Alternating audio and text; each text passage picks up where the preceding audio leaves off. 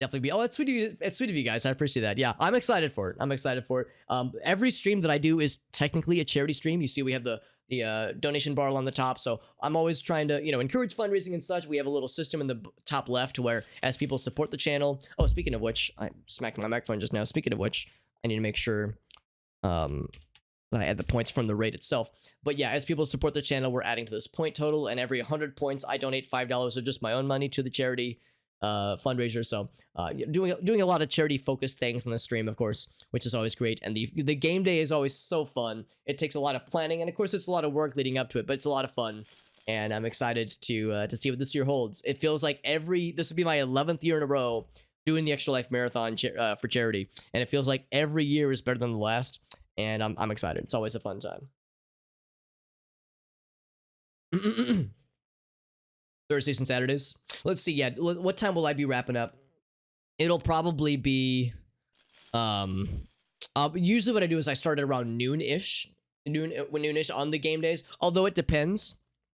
It depends on like how things go and just how I'm feeling. Also, this will technically be a 25-hour event because November 6th will also be, the morning of the 7th will be daylight savings.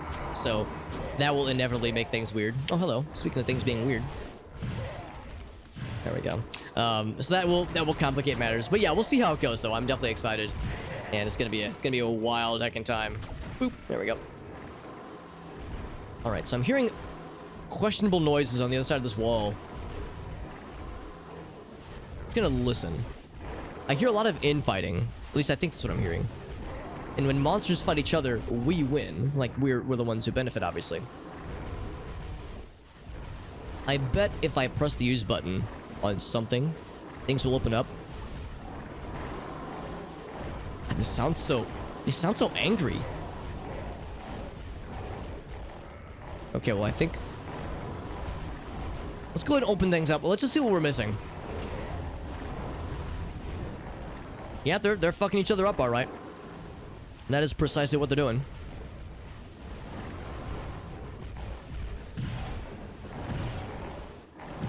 Oh, it opened both doors. Oh, jeez. I wasn't expecting that.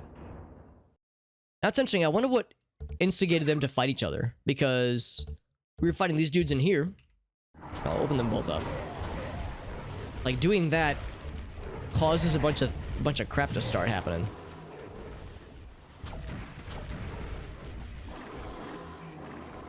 Maybe I should have saved before opening that up because, like, I'm gonna crack this open. Oop. Wish I could like lean and see without exposing myself too much.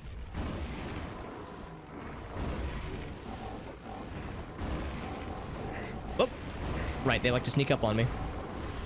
Thankfully, this spell does a very good job of messing their crap up. A lot of things though. A lot of things on both ends. It's tricky rather that it opened both directions. Look at all the crap in this room. My God. Oh, hello. Got another MS Paint challenge courtesy of Mr. Devil. Hell yeah. All right, let's just go ahead and see. Whoa, whoa, whoa, whoa. They yoinked me. I succumbed to a bishop's dark power. There's jokes that I can make and that would be in poor taste, but that was shocking that way they just yanked me in. I think that was like a level design thing, like a game design thing where they force you into the level once you've crossed a certain threshold. All right, I've got an idea. You guys ready for a dumb idea? So we have an MS Paint challenge courtesy of Mr. Off-Roll Devil. Gonna crack these open, gonna fight these two guys, and then what I'm gonna do is I'm gonna see if I can leave the game open, and then we'll just have the backdrop of the bad guys fighting each other.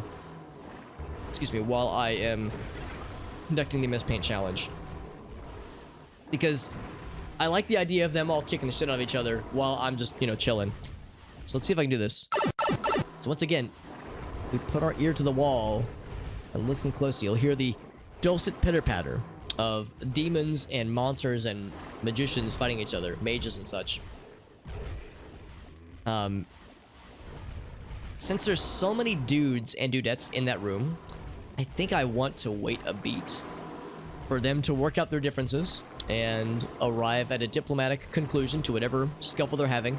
And again, it's weird because we broke these two statues, started fighting these guys, and then even before we fought the two lads that spawned, they all started fighting each other. So I wonder, lore-wise, if there is some kind of schism that has occurred with the forces of the bad guys here.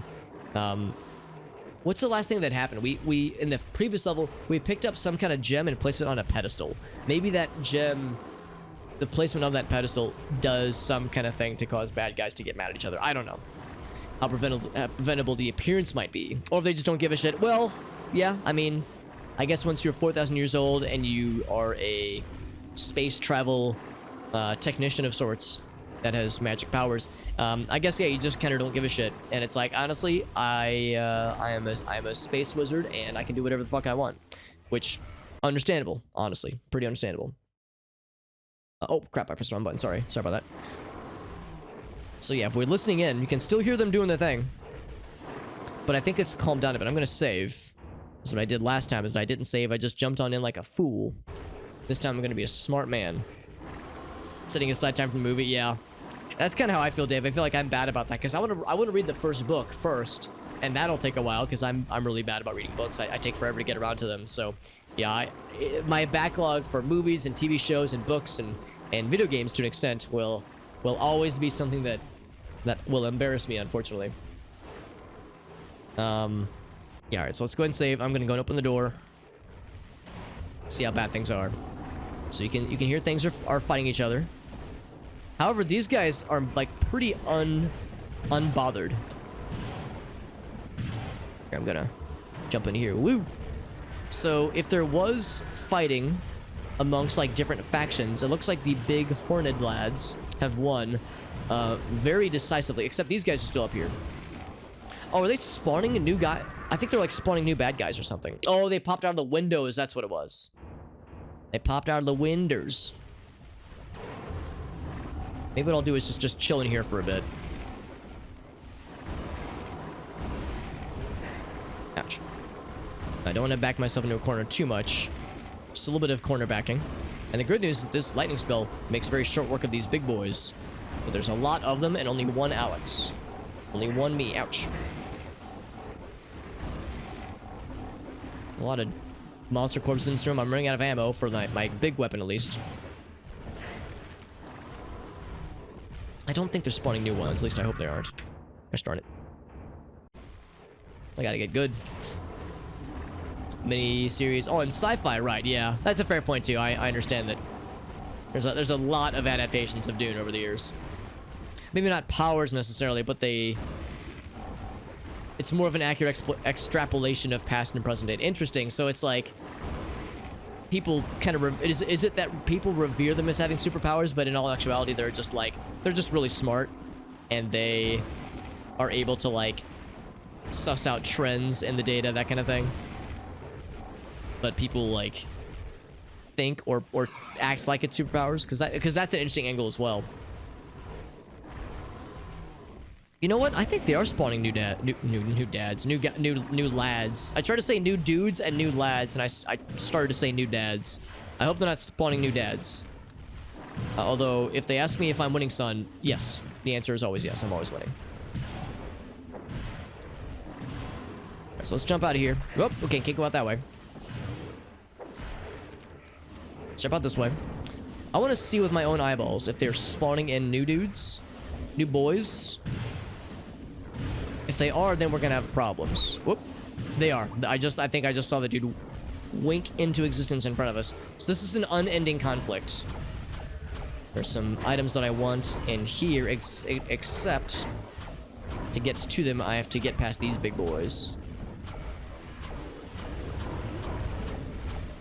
Excuse me, let me just pick that up. Oh, I can't get that portion. Okay, well, I guess that's not happening.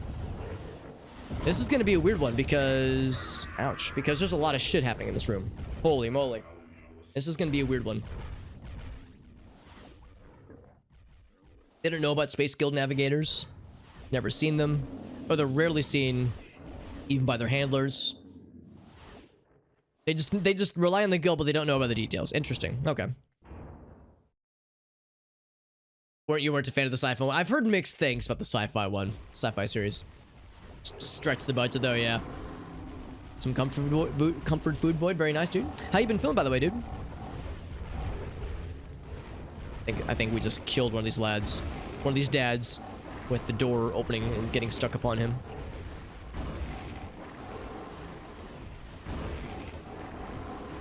Seems like killing these guys is a good strat.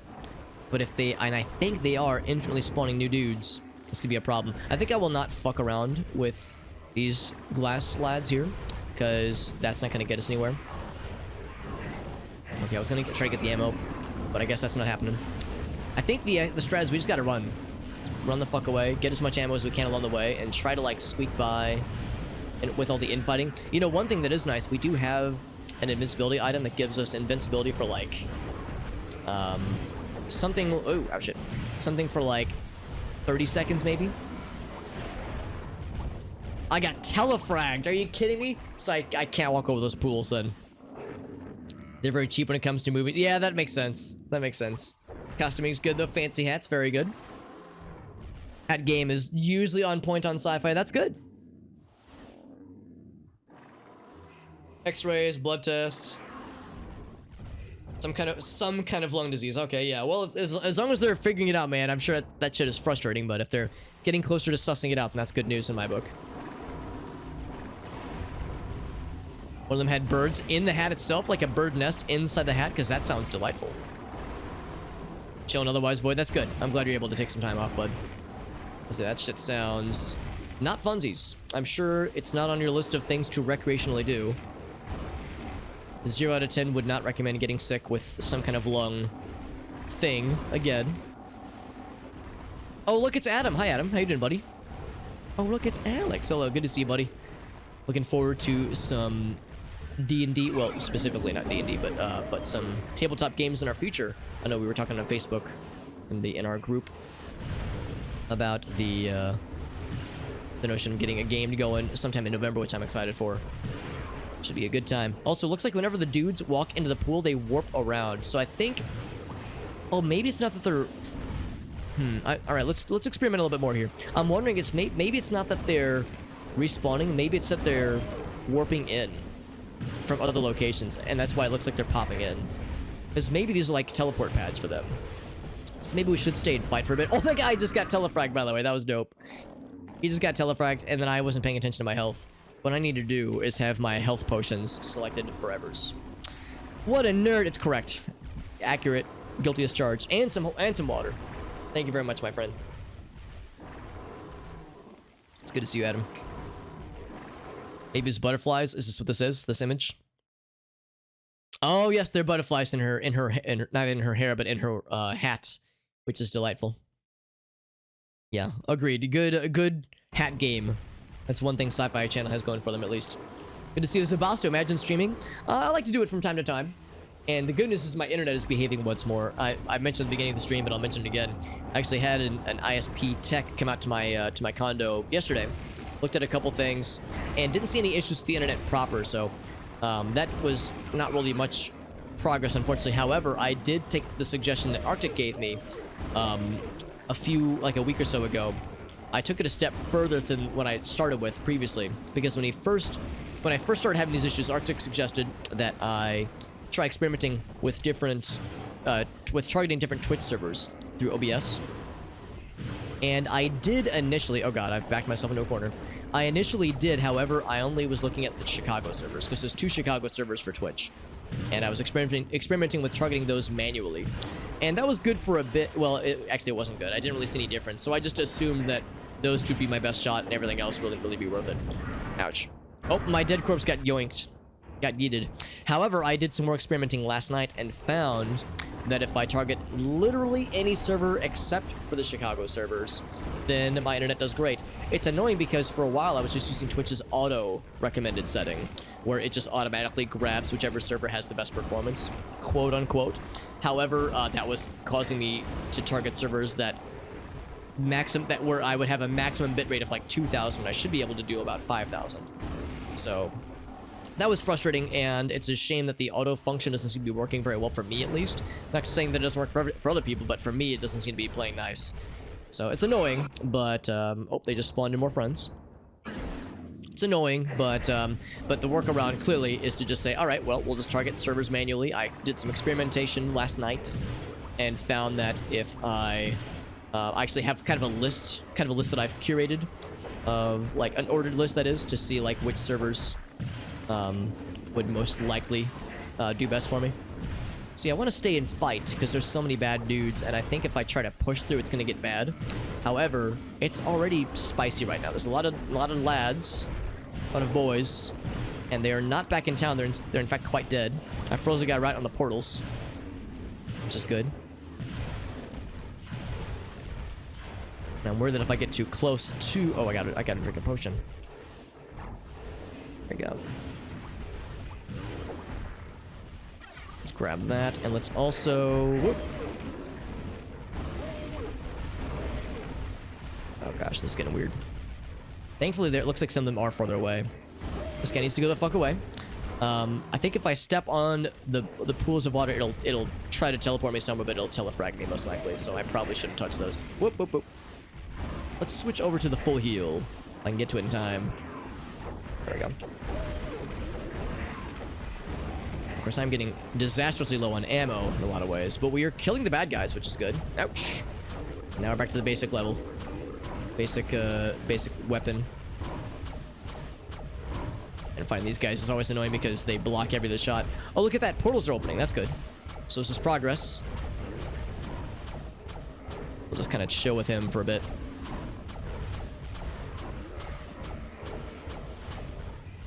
Plotting out the next game. Very good. Very good. Some kind of guest character. That's right. Yeah, that's the other thing too. Oh, Adam, by the way, I don't know if you saw my message. I had a goof. I don't know if you saw my message on Facebook, but I had a goof a while back. I was trying to find the link for the Google Threads, or the Google Docs sheet. Or I guess it's just called a Google Sheet, rather. That other people can fill out if they wanted to, like, apply for, quote-unquote, apply for a guest spot in a Shadowrun game. And I looked for, like 10 minutes. Actually, it was probably more like 5 minutes. Like, for like 5 minutes on stream, and I couldn't find it anywhere. The only link I found was the editor sheet, and I assumed that the way Google Sheets works is that if people don't have like edit privileges, it'll just show them the read-only version. Turns out I was dead wrong. Ah, fucking hell! It was showing people the read-only, the editable version of the document. So what I was sending to people was, they thought they were filling it up, but they were actually editing the format of the document. And I looked online. There is a revision history function that Google Sheets offers, but only the author of the document can access it. So even me, even though I have edit privileges, I don't have author privileges, so I can't reset the document.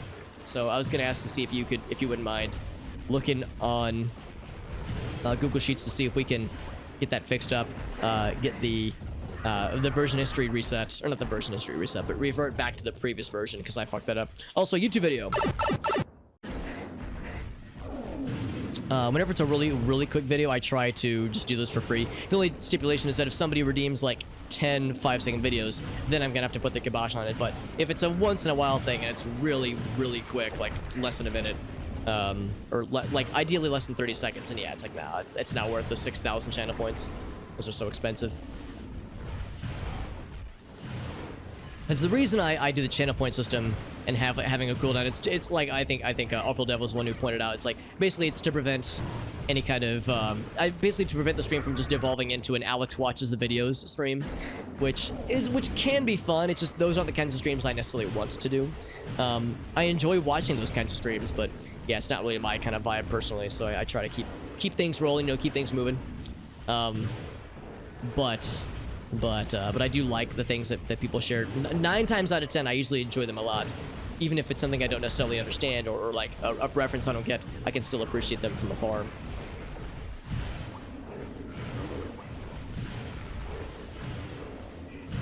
So it's good to have some kind of control over how we do it. But yeah, at the same time though, it's like I want to make sure I'm not being too strict.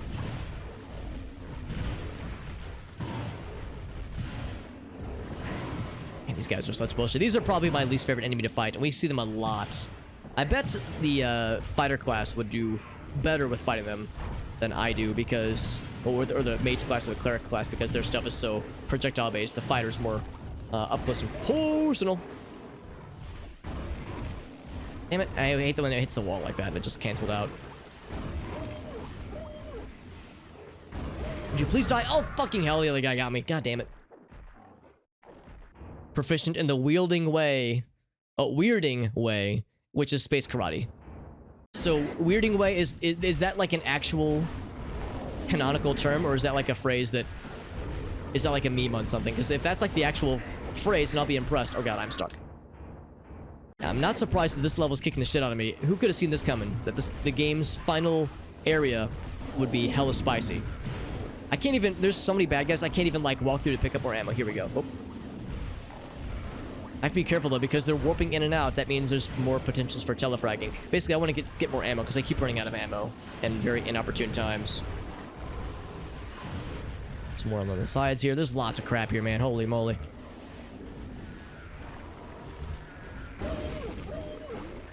So I need one more item. I think. I need one more item before I can complete this puzzle thing. Actually, for these lads, I can probably... Actually, you know, for this area, this would be a good time to just use the pea shooter, because it penetrates. I'm all about penetrating live on stream. It's an actual, like, lore accurate phrase. Okay, so it's not a meme. No memes. No memes allowed. Memes are outlawed in Dune. Yeah, for melee combat. Interesting. I wonder if there have been any, like, Dune tabletop systems that have been attempted. Because, like, the idea of having a weirding proficient class sounds kind of fun. I'm gonna go ahead and say we've killed a bunch more bad guys. We actually have ammo and health now, which is great.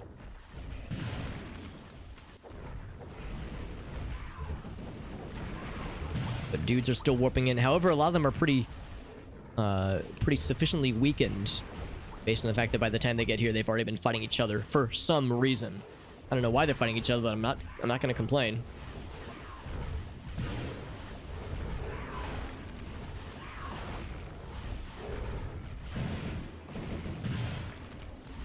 And let's see, this one has all but the fire one. Interesting. Okay, so there's some stiff going on here. We've got full green magic. I might as well use this real quick. Whoa. Company's pairing with extra life. That's good. Yes, very good.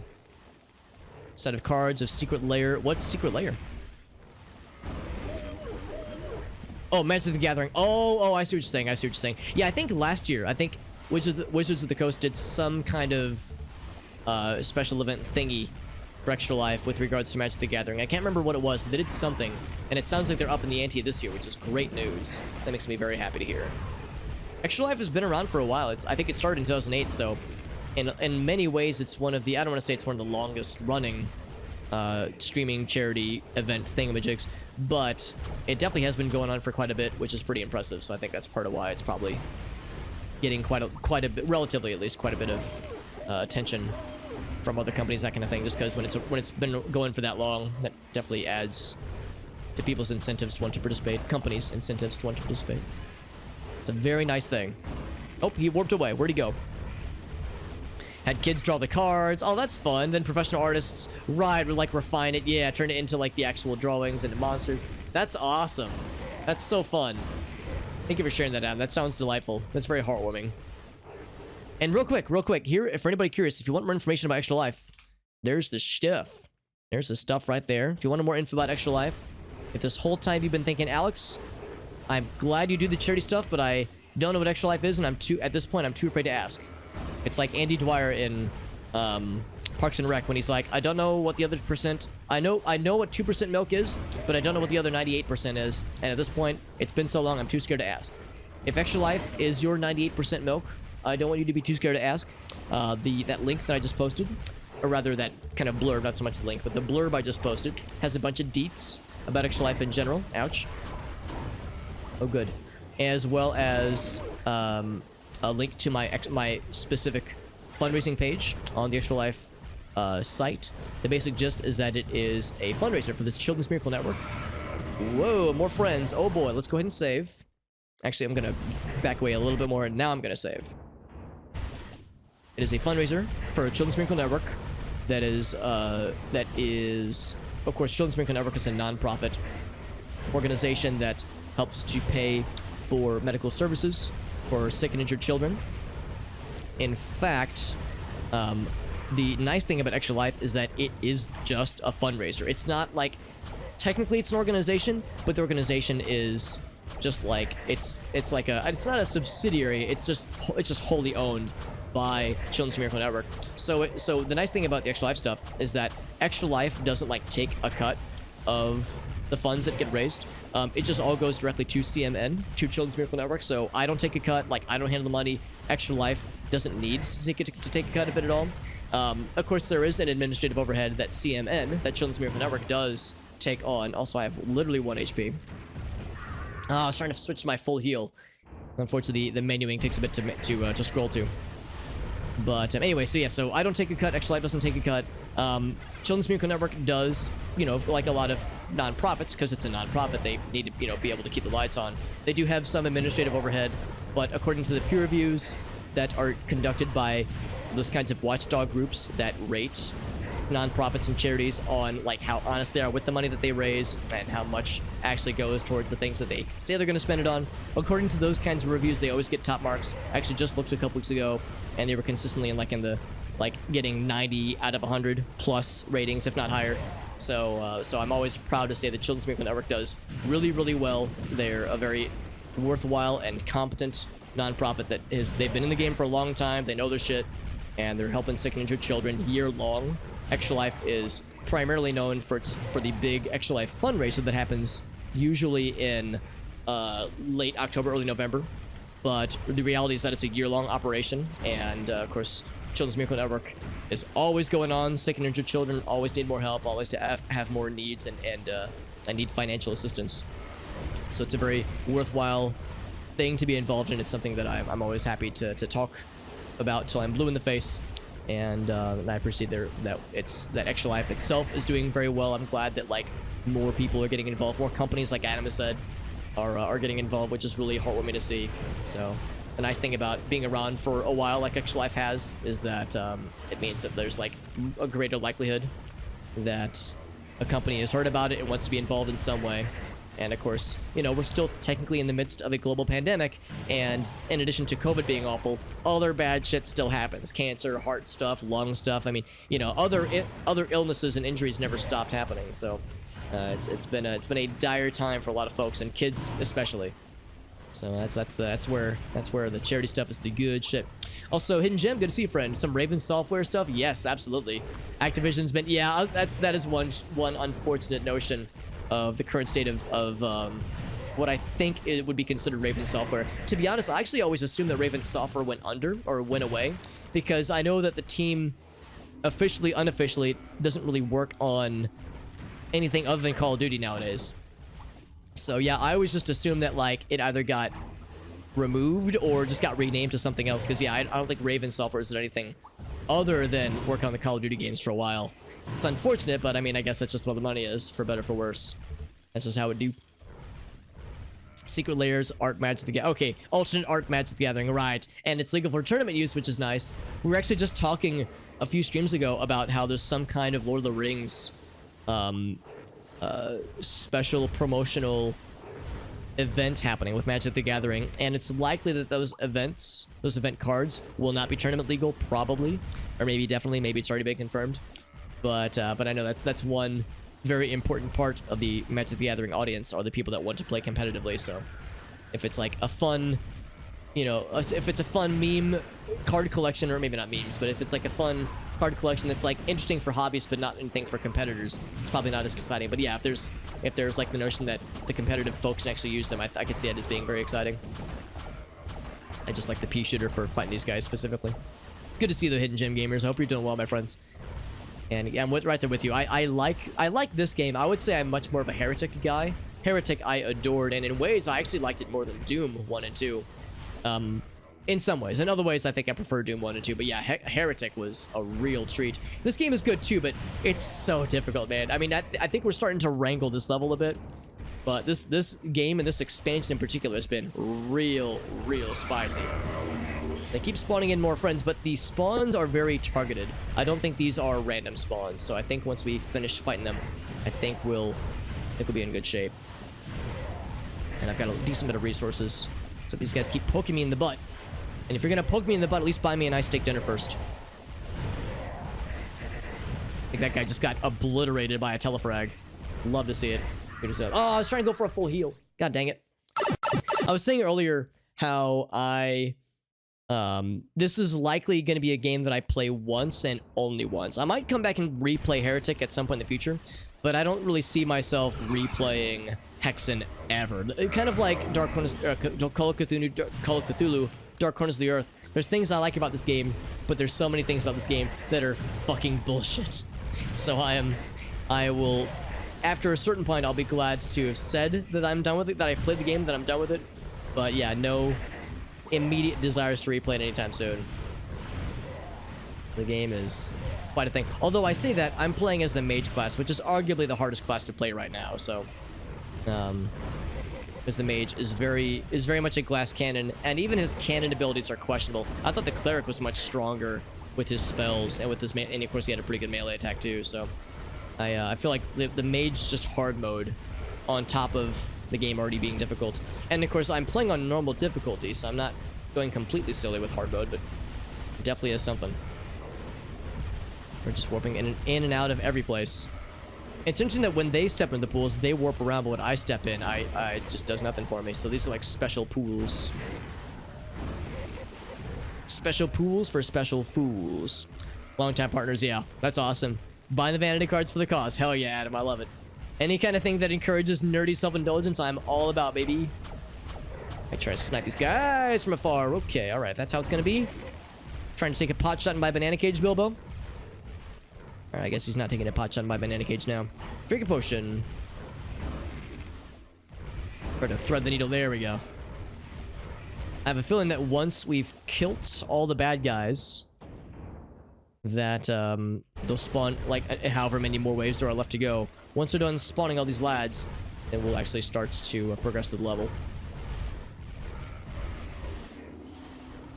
I don't think it's infinite respawns, which I sure hope it isn't. The problem is once I go to like chase down a bad guy, they warp out, which is frustrating. Singularity, I have not. I've heard about Singularity though. Is it good? If it gets the Hidden Gems recommendation, I know it's gonna be good. Made a review. Got to interview the developer. That's awesome. That sounds fun. Yeah, I need to...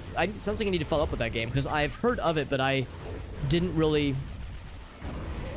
There we go. Trying to get these guys from up top. I will confess that I didn't really... didn't really ever look into it, so I don't know much about it. But I'm definitely curious about the game. Trying to get these guys from up top. I wonder if they're, like, warping in from the top areas, too. It wouldn't shock me if they were. Oh, yeah, there's a portal right there. Although I think that's a portal that I would go through, not so much the bad guys. I can kind of see, like, indications that they're up there, but their numbers are dwindling. Ah, of course it would warp away. He's way down at the end. I don't think this is a hit scan weapon, though, so I have to be careful. Alright, now we can start to, like, kind of pick through here. There's a lot of stuff that we missed. We're not done, though. We're not done. They're still bad boys. What am I gonna do when they come for me? Yeah, that's the one downside with this pea shooter. It's great, but has a hard time breaching those kinds of hard corners. I jump. Can't really see.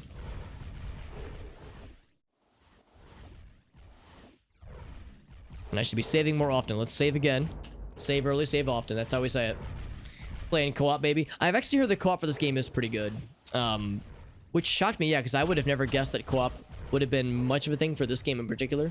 But yeah, the only folks that I've talked to that have played this, well, I shouldn't say only. The majority of the folks that I have that I know that have beaten this game said that they beat it through co-op years ago. Any of you that, oh, that's very cool, Hidden Dev. Yeah, that's our Hidden Games. That sounds awesome. In Gem Games. God dang it. This warp bullshit is just that. Oh, more friends. Okay.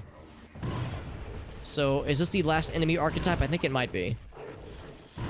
We've done the wizards. Now we're doing these big swordy shieldy boys. Fighting these guys is so annoying. But at least most of them are far away. So you have to wait for them to lower the shield. It's frustrating to say the least. And now I can kind of like take pot shots at them from afar, and they are somewhat fighting each other, but not as like vociferously. Mr. Kubos, handsome, First initials I am. I wonder if you're trying to trick me into saying something. Nope, couldn't be. Thank you very much, Kubos. It's good to see you, bud. Hope you're doing well, my bud. My dude. My dude and my bud. We're playing more Hexen. The hope is we're gonna beat this game tonight. This gosh darn heckin' game, after it kicked the shit out of us, continues to kick the shit out of us far too long. We're exacting our revenge, hopefully. Subtract back to my health potions. I'm wanting to, like, kind of poke into these little bonus areas. More of these freaking dudes. I don't even know where he went. Whoa, whoa, whoa. Trying to break things open and more bad guys immediately pop up to give us the business. Oh my fucking god. Alright, well, this is why we save early and save often. I say it not just because it sounds nice, but because it is a legit strategy. And an important strategy. Just crack all these open so we can fight the dudes. There's tools in there that I want. One of them had an amulet of fuck. An amulet of fuck. An amulet of armor increase, whatever it's called. Got a time warp. Let's do the time warp again. Go ahead and pause right here. Okay. What was I doing? I was getting fucking bodied by these bad guys. These bad boys. What am I gonna do when they come for me? I should just fight one at a time, because trying to fight the whole gaggle of them is causing me untold strife, which I don't want. Some more guys up top there. Yeah, so one of them had an amulet that increases my armor, which I could definitely use. I think it was this one here. Oh, we got more. Oh, boy. Oh, boy. You know what? I'm starting to see indication that maybe they are just rotating out bad guys. I was thinking this was like a set sequence, and that there'd be an end in sight, but now I'm starting to lose faith. Grab that amulet. Doesn't increase my armor that much, sadly, but it is helpful. Can I grab that potion, please? There we go. Just enough to keep them at bay. Spelled BAE, of course. Ouch. They're able to snipe me from afar, it seems. Yeah, those health potions are kind of my lifeline at this point, so I'll take what I can get.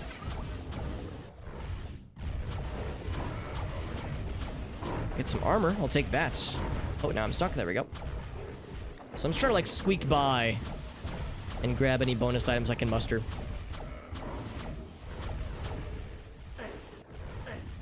Okay, so that does nothing, it seems. Let's go ahead and save again. Save early, save often. It's a mantra I say. I'm saying it to you, dear viewer, but I'm also saying it to myself. Alright, I guess this guy wants to touch our tra-la-la. So I'll preemptively touch his ding-ding-dong instead. Oh, and of course that has scary lad. Okay. Scary boy inside of it.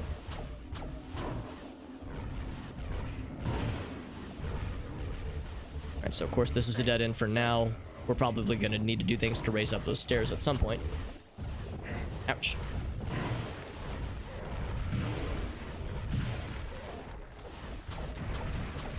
Okay, lots of dudes, but that's okay. We still got lots of potions. Cookie clicker. I'm aware of it. I've never actually played it, but I've watched other people play it before. It's an interesting concept. I like the idea of it, and I think games like that can for sure be a lot of fun. I don't know if it's something I would ever stream necessarily. I don't know if I would be able to make it very entertaining. But I've definitely seen those games, and they are... I definitely like the concept. I understand they're very satisfying to play.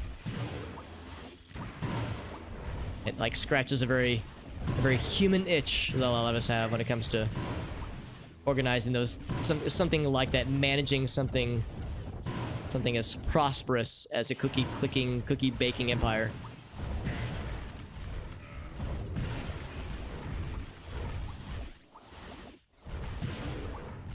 Okay, so those stairs are active because we flipped a switch. Is there anything else? We got those. Was there anything this way, by the way? Was there like an accompanying switch here? There it is.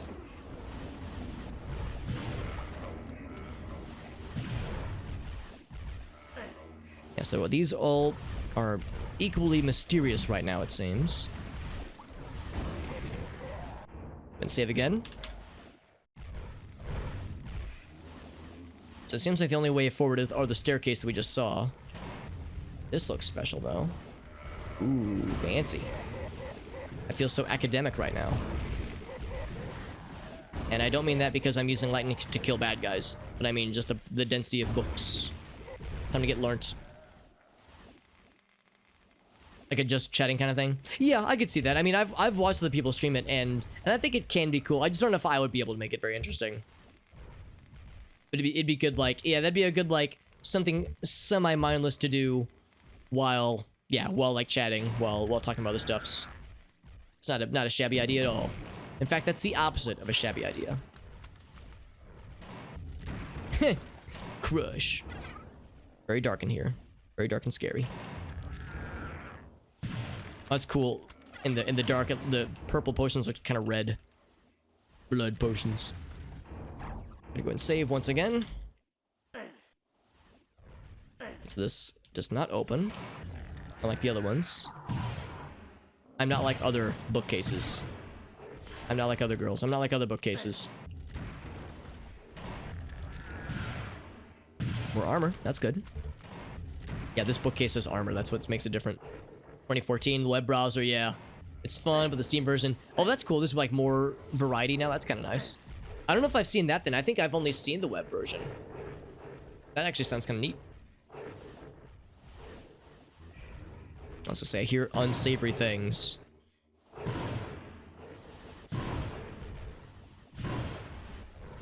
I clicked prematurely. More than click right. Yeah, exactly. A little bit more involved. That actually sounds pretty cool then. Yeah, that's really good in Okubus. I had no idea that it had kind of been built up. Please leave me alone. There we go. Give him the frosty high five. Wait, check all of them? Makes me wonder if there's more to this room. It's kind of suspicious that some of the bookcases open, some don't. Oh, I think that noise means bad guys just spawned somewhere, I think. Looking for any secrets in this room. It just seems odd that this is so out here. And there's like so many things like in this a relatively small space, but no obvious places to go in here. Maybe other things will open this up at some point in the future as we do more things, do more stuff. Ever play Hexen? A little bit of an unknown game. Actually, it is relatively obscure in some measures. I have a couple friends where the only reason they had heard of Hexen was because there was a port on the N64 and maybe PS1 and I think also Sega Saturn. So some folks did play Hexen on console way back when. Does that stay activated? I hope it does. Maybe it opens up something in here? Because I think that one we had previously clicked. No dice, though. But anyway, yeah, so it's obscure in that sense. But yeah, I guess enough people heard of it otherwise. I think more people know about Hexen, but fewer people know about Heretic. Which is a shame, because I find Heretic to be the far superior game for me, personally, at least. And, oh, we got story time. We haven't had a story time in a minute. Hell yes. I'm always happy to indulge in a story timesies. Oh, that's what it was. We opened that bookcase door, but not this bookcase door. Okay. That's what it was. All right, so yeah, let's do the story times. And it's the only, like, real troll experience I've ever had. I don't even know if I can call him a troll, because he seemed at least, to, like, not be trying to troll me, per se. He seemed like he was believing his own, what's the word? He was, what's the word? What's the phrase for when someone enjoys the smell of their own farts? He was dipping into his own brew. He was dipping into his own brand, if you will, a bit too much. So I don't know. Cringe is max in this. Completely nutty. That was the thing, because I knew the second I call him an asshole, he was gonna like be like, whoa, toxic streamer, like he would. I mean, you know how those things go. When and for those who are streamers or are content creators and worry about those kinds of interactions, I would say the best thing to do for those kinds of things is to not give them an inch, because like I said, what that dude wanted, he didn't want to debate me on Discord, bro. What he wanted was some sound bits that he could then edit the same way he tried to edit those chat logs to make himself look better, to make himself look like he was in the right. He was just after an ego trip. Like, that's all he wanted. So it's like the second I give him an inch, the more it's just gonna prolong this nonsense. So that was probably the best thing to do, was to not openly insult him, make it clear that his conduct is completely unprofessional and unacceptable, and give him like no room to try to lead the conversation further, because the fact that he like started with just openly hostile language already lost him any kind of argument that says, oh no, I'm just trying to debate people, you know, or I'm chasing the truth, I'm Diogenes, you know, I'm the guy holding the lantern looking for an honest streamer. Like, you know, that was the angle he was trying for. But if you begin it with just unnecessary hostility and just like unjustified like anger towards literally everyone you've ever met, then that's like you've already lost that angle, my dude. It's just completely nutty. Seem mad at everyone, yeah.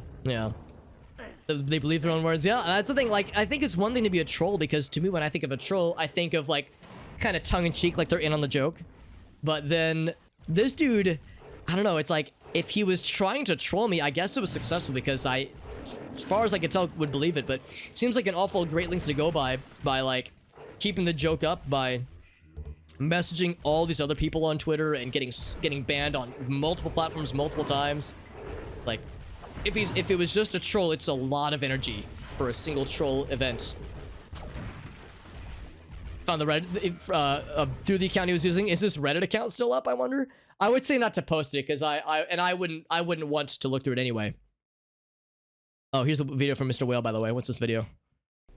Fuck you, Baltimore! It's Big Bill Hell. Awesome. Thank you, Whale. Whale's like, this needs more Big Bill Hell. That opening is so iconic. Oh, I love it. Just blocked him right away. That's the thing too. I probably should just blocked him right away. I was thinking to myself, I was trying to understand this man. I was trying to be like, how could someone be so mad, be so on the internet, and be like this earnest with all this bullshit? Like, this person is such an anomaly. Clearly, they don't actually exist this way, right? Like, I wanted to like see, not necessarily how far it would go, but I just wanted to try to see, like, what is this man's end goal? Like, what's his end game strategy? Because it was such an odd experience, such an odd series of exchanges. And by the end of it, I guess I just resigned myself to being like, yeah, it's not worth it anymore. Like, it's not worth even trying to entertain this notion of, like, seeing how this could go any further, because it just kept repeating itself. Like Rossi said, it was just the same arguments, the same spam messages, the same accounts being recreated over and over again. It never went anywhere after, you know, the first couple of points that he just kept focusing on. And that's the other thing too. Like, if a dude, and let's be honest, it's always dudes. If it was a dude who was saying like, you know, just debate me, bro, that's all I want. And if I would have gone through with it, you know, that wouldn't be the end of it. He would have said, oh no, I want this, no, I want that. Like, it would have been unending. So, like Elgaso said, it's after a certain point, or maybe even after the beginning, it just was not even worth considering engaging any further. And we're all better off because of it, for not engaging it further. Also, unfortunately, this area is kind of tough because it's so close quarters, so we'll just use these. I bet if you were to see me now playing Hexen, you'd be like, how dare you using a custom engine? You should be playing Hexen off of like an actual Windows 95, Windows 98 computer, because that's what I played it as back in 1993, before the game even came out, because I'm a real gamer. Last game was 2 years ago. I sure hope he did. I sure hope, for the sake of him and his presumed loved ones and presumed family and friends, fucking Christ, I hope he like got some help, or just learned how to like drink some chamomile coffee to calm his ass down or something. Like, my god, that just can't be healthy. Just that much constant toxic energy. Like, just talking about it, like, I'm laughing, but I'm also like, I also feel not good about even telling the story. Like, it's a good story to tell, but like, just thinking about it just kind of fills me with like an unpleasant, kind of gross feeling in my gut. So even just like remarking on this man's toxicity makes me feel not so good. Imagine like being the vector of all that toxicity and not having any kind of ill effects from it. It just blows my mind. Follow the stream sometime. It was Whale all along, and Whale's such a nice guy, and he's freaking subscribed to me forever, and he's such a reliable dude. So Whale, you're the Mr. Hyde, or no, you're the Dr. Jekyll to the other guy's Mr. Hyde. Like, Whale is like such a nice dude, and this other dude was such a piece of crap. So it's like you're the two sides of the coin, Mr. Whale. Some more backfill blood. Yeah, I know you're saying you picked it up not too long ago. I have a couple friends that have picked it up recently, and they say very good things about it. But yeah, I know that getting the homies to play with is like the main thing. We're gonna need some gears. Gears for fears. Last time we saw these walls, they were openable, but these are not openable. Buying some 9mm ammo. That doesn't surprise me. Yeah, I remember he was very much into guns. And his politics were all over the place. He had like extremely harsh things to say about a lot of progressive ideas. But then he like kept clowning on Donald Trump and kept clowning on like the conservative party in America at least. So dude was just mad. Dude was just mad and angry at everybody. And was angry that nobody could appreciate his brilliance the way that only he could. The face that only himself could love.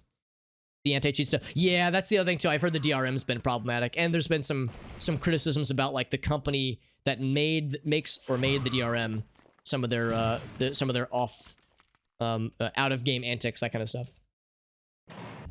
Hard wants to understand. That's the thing too. Like Nitro, like part of me, a very small and ever shrinking part of me, was in the same boat. I wanted to be like, what's this guy getting at? Like, he's so mad, and he believes so strongly. It'd be one thing if it was just a troll who was being like, you know, throwing out racial slurs, smiley face, you know, troll face, just because they knew it would rile people up. This guy seemed to really believe that he was the I keep using this word, but the paragon of gamer, TM with a capital G. He seemed so disenfranchised with everybody and so mad at everybody for soiling his perfect hobby that only he understood and only he truly appreciated, and that the world of gaming and gamers had been soiled forever. And he like, even still after literally 2 years, not having spent the whole time obviously, but you know, it still comes to mind from time to time. I'll still think about that exchange and how bizarre it was. I've seen some weird shit on Twitter. I've seen people have weird exchanges with others. But that's one of the oddest ones I've ever experienced, much less seen firsthand. Perpetually angry, but it's over real. Yeah, I mean, it's one thing to feel frustrated or feel cynical or disenfranchised by things. Lord knows I feel cynical from time to time. I mean, you need to turn on the news and listen for 5 minutes to feel like, man, things are going to hell in a handbasket. There's nothing I can do, and man, it feels awful. Like, there is valid frustrations and cynicism to be felt, but holy fuck, like, this dude was so incredibly butt mad, to use Arctic's phrase, about people not being virtuous enough gamers and soiling, not even soiling, ruining his hobby. It was his hobby, not anybody else's. God, man, what else can I say, right? It's just completely nutty. An enlightened centrist, oh my fucking god, Whale. That phrase, enlightened centrist, makes me smile and cringe and laugh and cry in like a single split second. Here's what all those things feels like. All that all at once.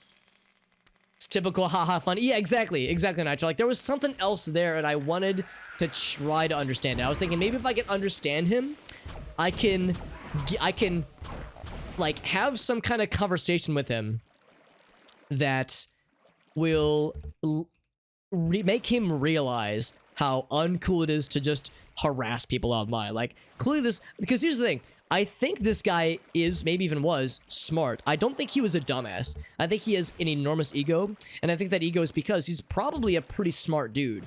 So that was the other thing too. Maybe I gave him too much credit, thinking like, if I can just reason with him, I know, reasoning with a troll, but if I can try to find some kind of common ground with this guy and make him understand how his behavior is not cool, maybe I can like turn his convictions around and like have him kind of see where I'm coming from.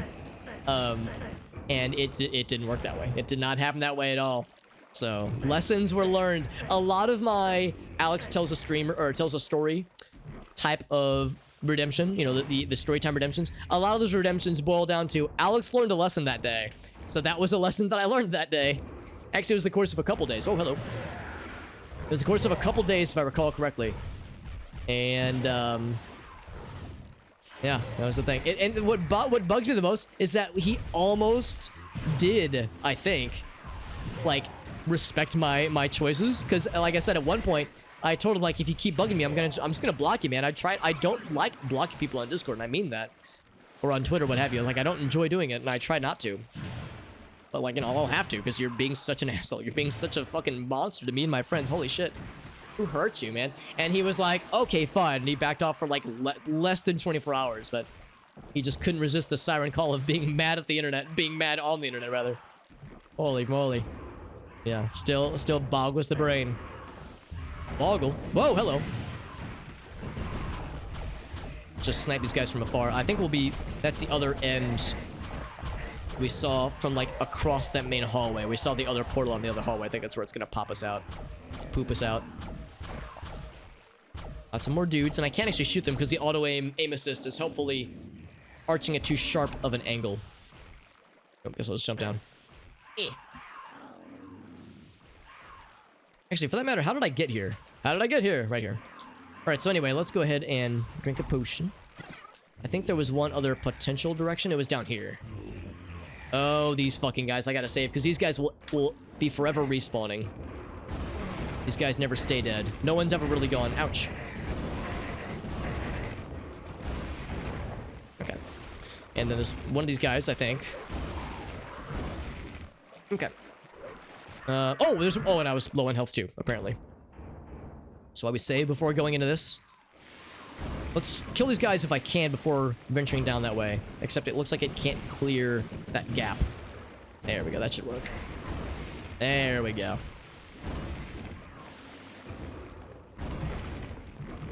Damn it. Damn it, Bobby. There he goes, perfect. Perpetual niceness. I mean, I wasn't being nice to him. I wasn't being mean, I don't think. Maybe I should, like, read more of my messages. I was trying to be very, like, stern. And I was asking a lot of questions, like, dude, why? Like, trying to understand him and his completely, like, nonsensical, crusade. One-man crusade against the internet at large and gaming and gamers with a capital G. So it's like, I kept reminding him, like, dude, you're being so hostile and being so unnecessarily, like, angry and, like, abusive towards me and my friends. Like, what's wrong with this person? Like, literally, what's wrong with you?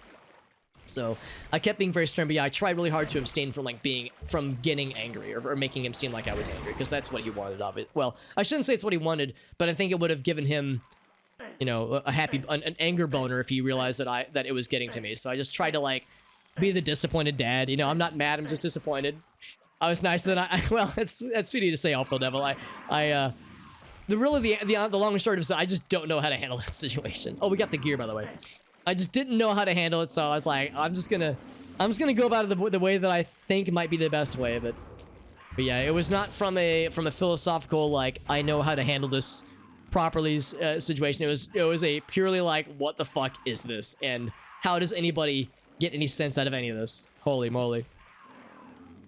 I try really hard to be patient. It doesn't always work. I know I've lost my cool on stream before. I know I've probably, you know, said things that bugged people before. So I'm not the perfect streamer at all, and I don't think anybody thinks that of me anyway. But I try really hard in life and in streaming. I mean, streaming is life, obviously. This is what my life is, what my life's work is. But, you know, in real life situations and on stream and like with internet interactions, I do try really hard to exercise patience and think about at the forefront, I'm only interacting with this one person at this one point in time. I don't know their life story. I don't know what led them down the path of whatever thing I'm disagreeing with them about or having this argument with them about. Like, I'm sure this doesn't define them as a person. I'm sure there are people that love them. I'm sure they have friends and family that care about them, and they have just as much emotional depth as the average person as I do. So I try really hard, but again, I know I don't always succeed. It's a work in progress. A bridge has been built. Yeah, that's right. We want to build bridges. That's right. Thank you, game. Whoa, sorry. I smacked my microphone.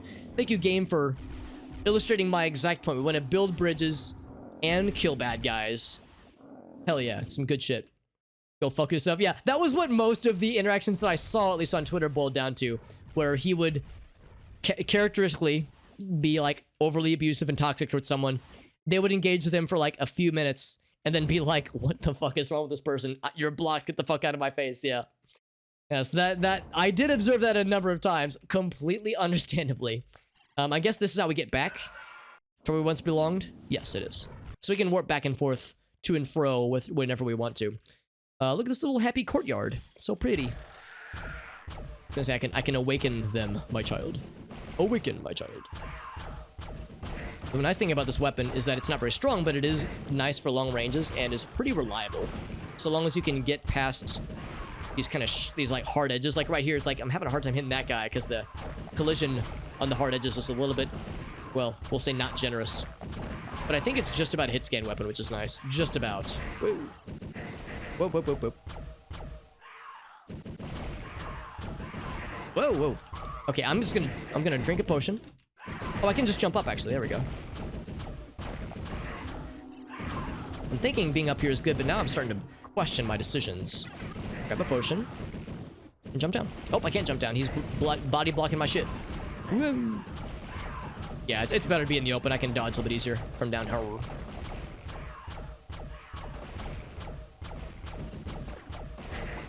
I was actually talking to Grace about this not too long ago, just thinking about the idea of exercising patience with interactions with others, that kind of thing.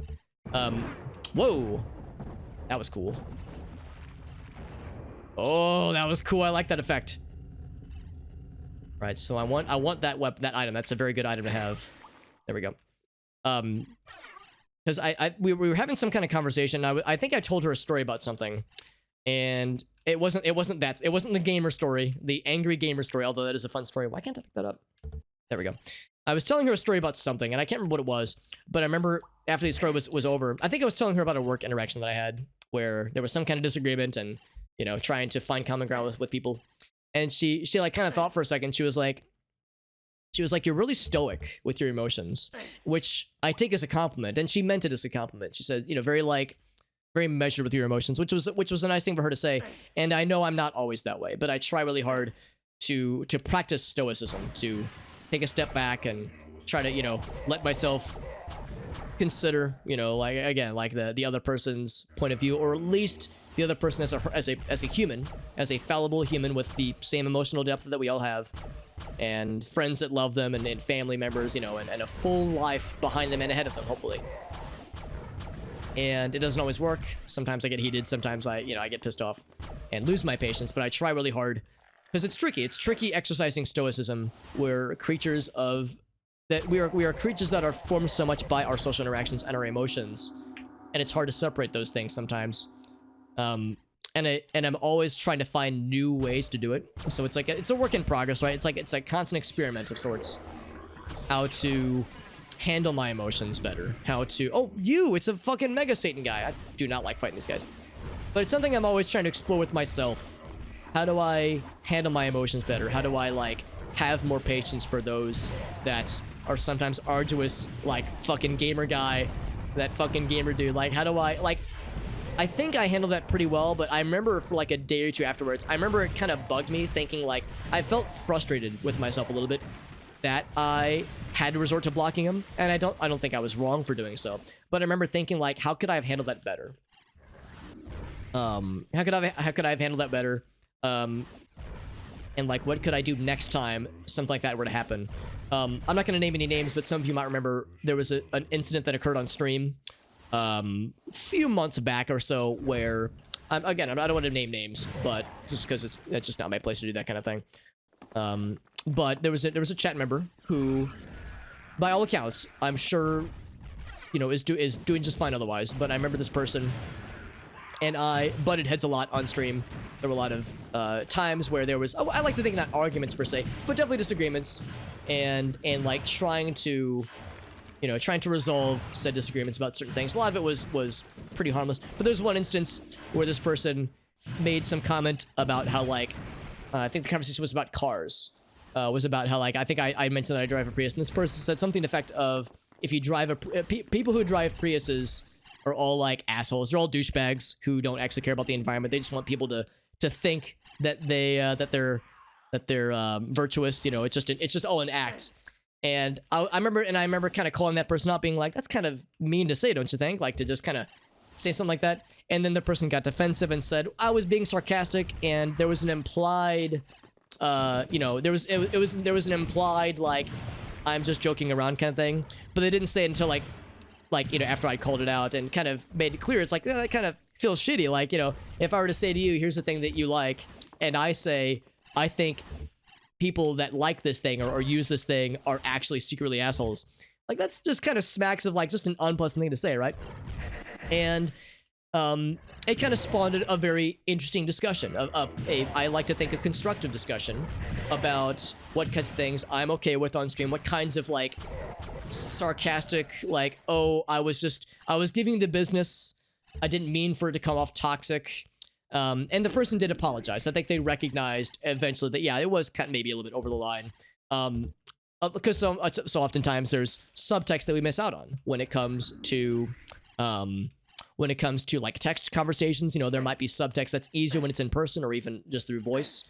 You know, you can hear sarcasm easier. So if this person really was sarcastic, then I had no idea, honestly, ahead of time. If they kind of meant it, but they realized it was a bit over the line, they tried to walk it back and called it sarcasm, I guess that's one thing too. But that was an instance where, yeah, like something positive came, or at least constructive, I would say. Something constructive came from a disagreement. And I like to think there were no hurt feelings. Full disclosure, I don't really see this person around in my chat anymore. I think they probably realized that, you know, we were butting heads a lot, and sometimes that's just how it goes. Sometimes two people are very different, and that's just how it is. It's nothing to say. I'm not trying to say anything bad about that person for anyone who knows the name I'm talking about. But sometimes, yeah, two people are just very different, and it's hard to, like, get along with them. I like to think I can get along with a lot of people, but I can't get along with everybody. There are people in my past that I've worked with professionally and through hobbies where I realize, like, this person and I are just so different. It's hard to find common ground, and it's just not constructive anymore. And that's probably the point where this person realized it. But that being said, yeah, so it was an interesting discussion. It was constructive at the end. It was a little bit hairy getting there, but, like, yeah, it was kind of nice seeing something constructive come from what was kind of a, you know, some mildly hurt feelings. Positivity and spirit. Oh, it's really sweet of you to say, Devil. I really appreciate that.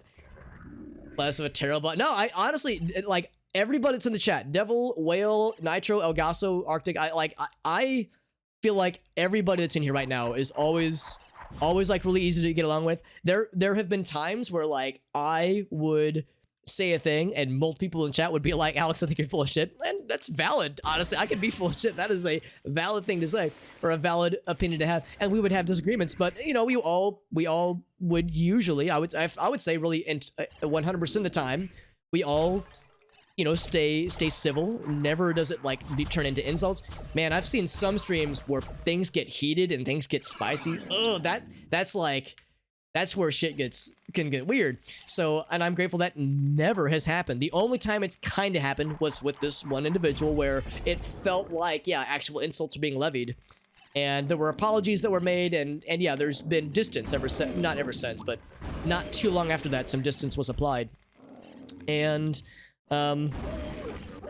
it's something that I feel very, very fortunate. I don't know if it's luck or if it's just if the Twitch chat algorithm gods are looking out for me, but the people that come here are always without fail, or at least the people that stick around, always without fail.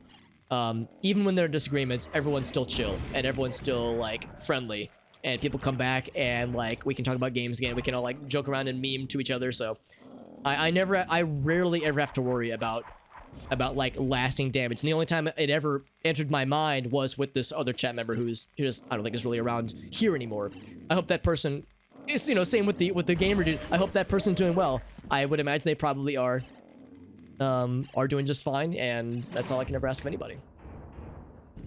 So, but again, you know, it's not a situation where I've got the world figured out and I'm the paragon of gamers. Haha. Actually, I was that gamer guy all along. No, I'm kidding. I don't want to make it seem like I've got it all figured out and I'm the paragon and I'm the standard that everyone else should follow, because yeah, I'm still figuring it out for myself. I fully understand when people feel heated from internet discussions, especially when people aren't being very considerate of other opinions, that kind of thing. That shit gets frustrating. So I don't blame anybody for letting their emotions get the best of them. I like to think I'm learning about stoicism and how to manage my emotions, but it is not an art that I've perfected. I'm a big fan of a number of Stoic philosophers. I'm a big fan of artists and musicians that practice a lot of mindfulness. Big fan of King Crimson and Robert Fripp, and I've been reading a lot of his like social media stuff lately. The posts he's been making about what it's like being in the public eye and how to handle interactions with individuals, what it means to have a craft and to perfect it, what it means to be striving for discipline, not just in like the British sense, but also in like the more generic sense, what it means to like want to improve yourself, not just in a making, you know, playing guitar better in his case, but also in like how to live a life that is not just virtuous, but is like with integrity, where like, you know, you're playing by the rules that you want other people to play by, that kind of thing. I think it's interesting. I think there's a lot to be said about that just from a philosophical perspective, and I enjoy that kind of stuff a lot. So it's something that I don't think I'll ever really solve per se. I don't think I'll ever really figure it out per se, but I can get closer and closer. So it's like it's an asymptote, right? It's that math class thing where it's like you can always get close to the line, but you can't touch it. I strive to get closer. Whoa, whoa, whoa, whoa. Fireballs are going up the staircases. This person going all in with their opinions. Yeah, we probably know who we're both thinking of, Irasi. And again, I mean no ill will towards this person. Sometimes you just have to recognize, like, I'm so different from this person. I'll abstain from mentioning any like personal details about this person, but I know they had a significantly different age than I do. They had a very different upbringing, like enormously different upbringing than I did. Had a different background professionally, educationally. Like, we were so different in so many ways, probably still are in so many ways, and had common ground with, like, you know, games that we enjoyed, obviously, and streaming. But that was about it. So like any kind of like personal connections that could be made were pretty brief, I would say. My favorite game, well, it's not that great. Honestly, well, it's funny to say that. I will openly admit that my favorite game is not that great. My favorite game ever is Bomberman 64, and I always tell people, Bomberman 64 is a good game. Is it a great game?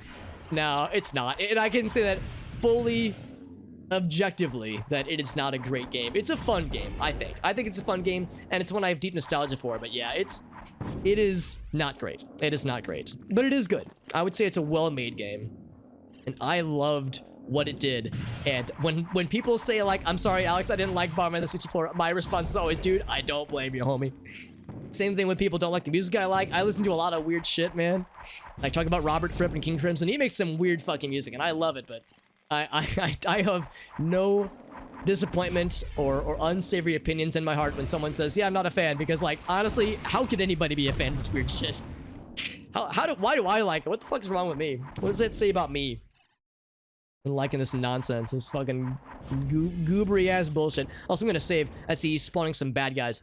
Means I need to be ready, because if he's spawning the bad lads, then I need to be ready, because he's gonna get weird. And it means he's getting low on health. That's my time to strike. Giving him the spicy high fives. He's got his shield back up. His barrier. No, I want to hit this guy. Auto aim's like, here, let me help you with that. Let me aim at the guy that's invincible right now. Like, no, get the guy in the sky who's frozen. There we go. Now he's vulnerable. Yes. He's exposed himself. Exposing yourself live on stream. Ooh, I made that mistake once. Actually, not really, but I understand it has happened to others. I like how Irasi phrased it as well. I'm just in a general sense. And I think this is what the gamer dude was doing as well. It's one thing to have an opinion on it, but then to realize, like, hey, maybe this isn't the time or the place for it, or I have an opinion on something, and I have more that I want to say, but maybe I shouldn't, like, you know, suplex the chat with my paragraph level dissertation about, like, why streamers full of shit. Like I said, I'm fully okay with people disagreeing with me. It's something I should probably be called out more frequently. People should probably call out my shit more often. Just in a general sense. So I would say I welcome it wholeheartedly. But there probably is a time and a place about, like, when it's like, you know, I've said all I can say, like, and that's fine, you know, agree to disagree, that kind of thing. Because, yeah, the bro guy, not bro guy, bro guy isn't actually a good guy. There's a gentleman named bro guy who pops in my stream from time to time. That guy's awesome. Gamer guy is what I meant to say. The gamer dude, he did not know, or at least refused to acknowledge when it was, like, time to stop, that kind of thing. And I think this other chat member that Aras and I are thinking of, probably, I don't know if they had issues with knowing it, or just didn't, you know, would rather not in the conversation there. It's like, going all in on the opinions is an interesting phrase, and I think that's a just succinct way to describe it. Mr. Warbird with the hydrate. What a homie. Here we go. Thank you, Warbird, for the hydrate. It's good to see you, bud. We've almost got this guy, but these guys are very long and arduous to fight. Because you gotta wait for them to be vulnerable. Because when you see the little dice rotating around their waist area, like right now, they're invulnerable. So I can shoot all I want, but it will do nothing. In fact, if I shoot with that, it'll bounce off of them, which is not good. Ooh, because when it reflects, I think it does more damage to me, I think. So I gotta be very careful. Oh boy. So I have to wait for him to be vulnerable, and he keeps spawning more friends, more homies. Which I'm not a fan of. Whoop, whoop, whoop, whoop, whoop, whoop.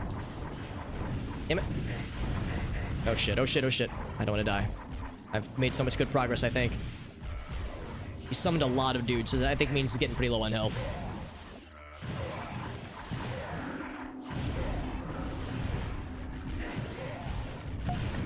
There he goes. I like that little dunk every time. Every time we... Oh, shit, that's gonna explode. Because his dice pop, like, bounce around and explode. You hear that big boom just then? Whenever you kill him, or one of those, rather, there are little Dungeons & Dragons D20 or D12s that float around them, bounce around the stage and explode.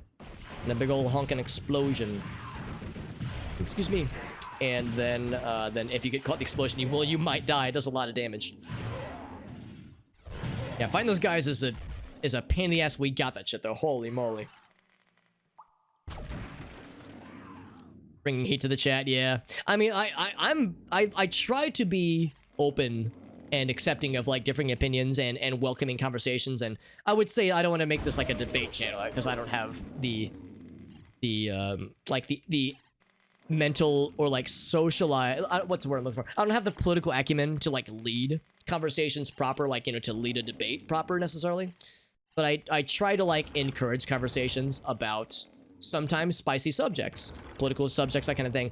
I feel like if me, Alex, the streamer, has a platform, and if I say like, I don't even want to talk about politics because it makes me uncomfortable, well, the good news is that there are people affected by political situations where it fucks up their livelihood. So if like, it makes me uncomfortable and I don't want to talk about it, is the difference between like talking about something that impacts people's lives legitimately, you know, like impacts their livelihoods, their ability to get married and vote and lead lives safely and earnestly, especially in this country, especially, you know, it's a country where I'm a licensed voter, then yeah, that's where I feel like I don't have an obligation necessarily, because I don't think anybody should feel obligated, but I feel like it's probably best to at least, the least I can do is talk about it, is like have conversations and not shy away from them.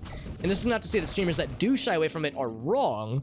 Everyone's journey is different, because for some people it's very triggering. For some people they've had trauma about like, what if they have an uncle that's like super off the deep end with conspiracy theory stuff, and talking about that kind of shit just reminds them of the awful shit they've had to endure as children, or, you know, what have you. I don't want to like make it seem like this is the right thing to do, but just for me personally, I feel like it's something that I feel uncomfortable about shying away from discomfort, I guess. It's kind of a weird thing, but kind of pursuant to the conversation of like, what's the right way to go about these things? And it's something I'm still figuring out.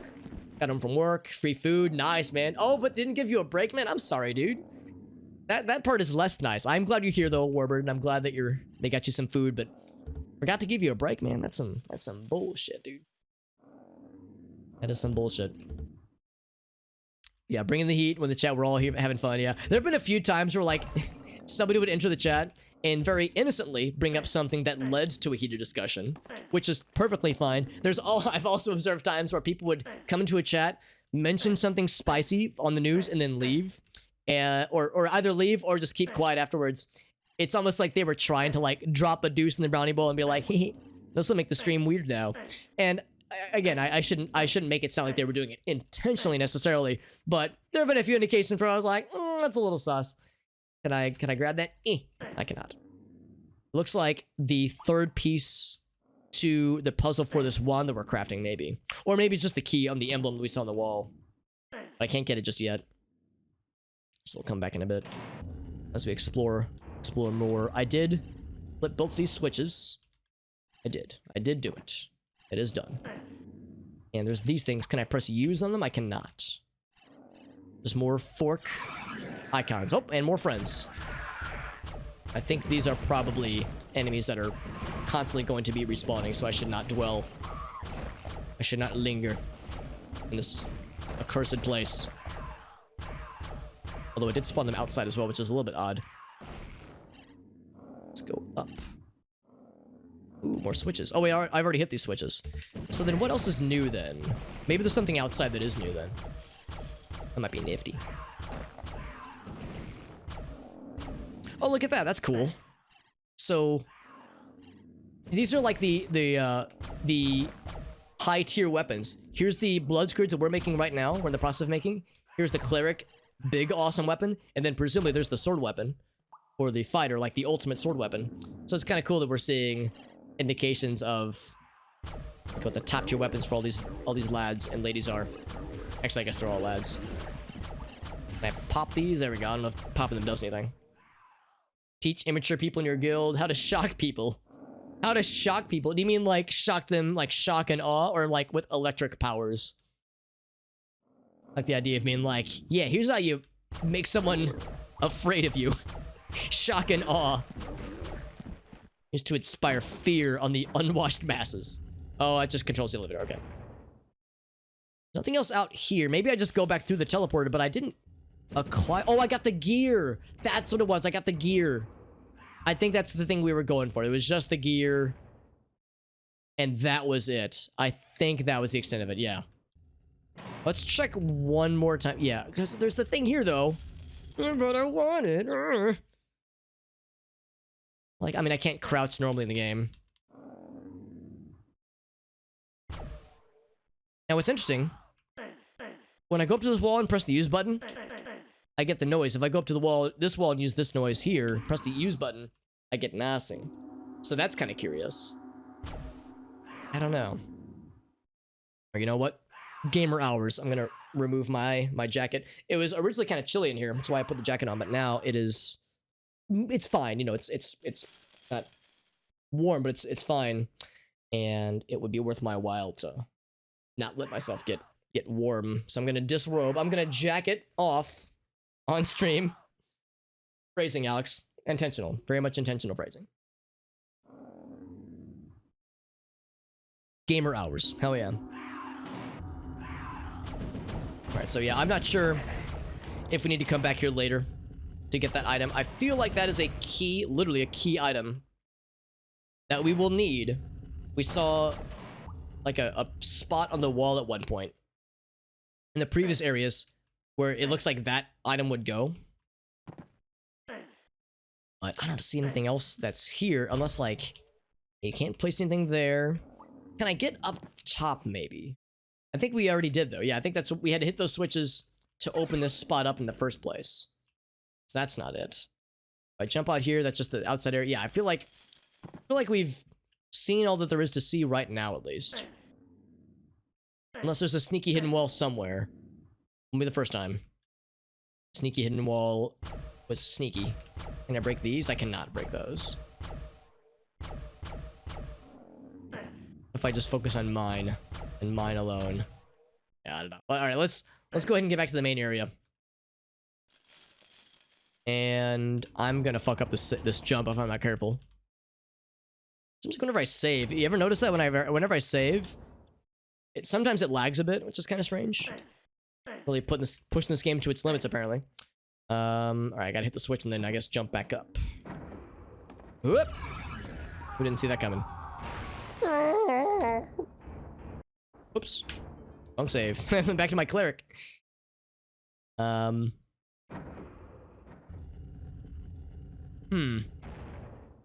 Oh. Chaos device over there. Now, how'd that happen? Oh, more monsters. Interesting. Is there more stuff happening then? I wonder if there's like more I need to be like waiting for. Oh wait, I think that was just a recurring spawn actually. There's a chaos device I missed. I guess I'll grab that. Cleanse these lads. Cleanse them from the pain of existence. These flying boys are numerous, and they keep popping back in.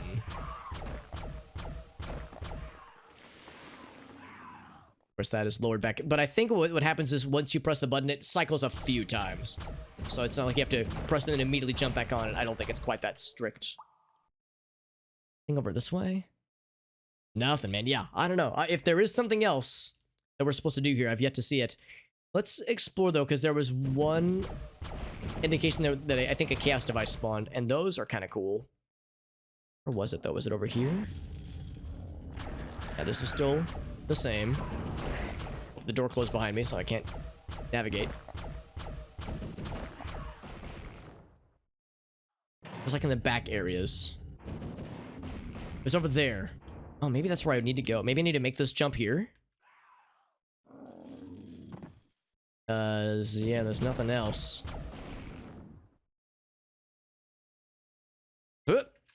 Heck. Do I want to try this? I don't know. I don't even know if this jump is possible. There were other instances of jumps that looked not doable, that actually ended up being doable, and I think in a few cases were required. Can I just jump from here? What about rocket? I guess there's no rocket jump. There's no rocket launcher or like propulsion weapons.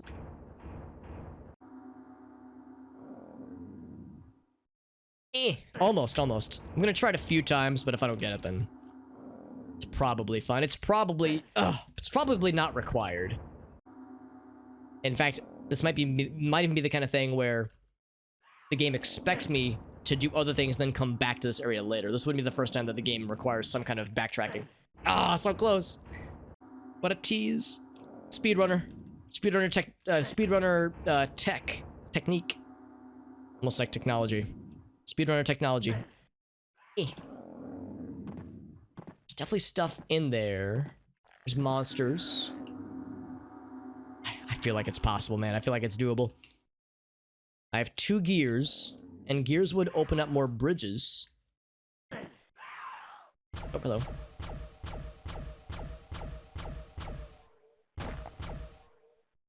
But I don't want to spend the next bajillion hours of my life. Seems like every time I fail to jump, we get the gong noise in the distance. It's the gong show. 3 more attempts. Here we go. 3 more attempts, then I'm cutting myself off. 1. Oh! So close. 2. Oh! Last try.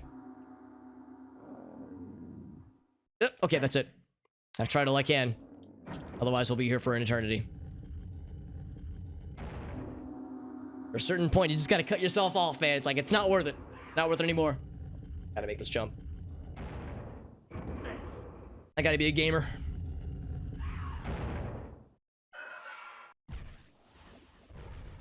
Alright, so, let's see what this gamer can do with more gears. Bam. A door has opened on the Chantry. So, this is the Chantry. No, that old place was the... Hold on. Chantry? What's the Chantry? Is this the Chantry? This is the abattoir. Sounds so fancy. Abattoir. I don't even know if I'm saying that word correctly, but that's how I presume it's pronounced. This still looks the same. There's still areas we didn't explore in this room, I think. Well, actually, maybe not. Maybe we did explore this already. Like, there's areas we haven't been to. Teleports, that kind of thing. I'm gonna bother fighting these guys, so I'm just gonna power through so we can get back to the portal.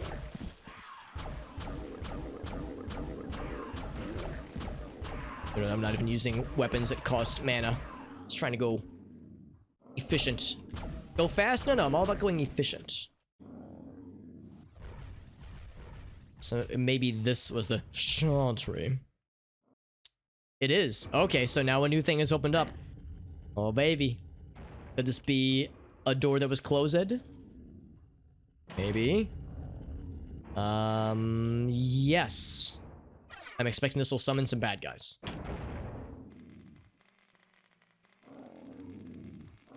Kinda. It revealed some bad guys. So use the nice shooter. If I had 69 bullets for it, it would be extra nice. And extra ice. Excuse me. Oh, I've opened up more pots.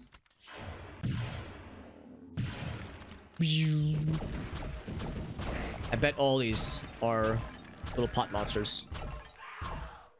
Some of them are nifty treats for my mouth and other orifices. That opened up this area. Wonder if we could just jump to there. Probably not. Probably not. Oh, here we go. So we could have sequence broke. If we would have made that junk, it would have been a sequence break. I wonder if speedrunners know that shit. Or maybe it's just literally impossible. It wouldn't shock me if it was just not a thing. But there it is. Backtracking was indeed intended. Intended strat. Intended tech. The portal. Look at that. So I'm guessing that portal is how we get home. Whoa, whoa, whoa, whoa. Are you fucking kidding me? Ain't that... Dude, that's the most fucking Hexen shit I've seen all goddamn day. On a scale of 1 to 5, where 1 is... What's the opposite of this game? 1 is Chex Quest, and 5 is Hexen. That's the most 5 Hexen shit I've seen all goddamn day, man. I'm not even mad. Of course, the big key that you've been striving for would also have a trap on it. Why wouldn't that happen? Thankfully, there's autosaves. I'm not even mad. And I'm not even disappointed. I'm just like, yeah, I should have seen it coming. Should have seen it. That's okay. Now we know when we get the item that resolves literally all of our problems, all of our life's problems. The item that will make me grow by a foot, to make me a tall boy, to make sure I never have like blood pressure problems, and makes my penis 3 inches bigger. The item that does all those things and more also is trapped to make me explode and die to death. Ain't that some shit?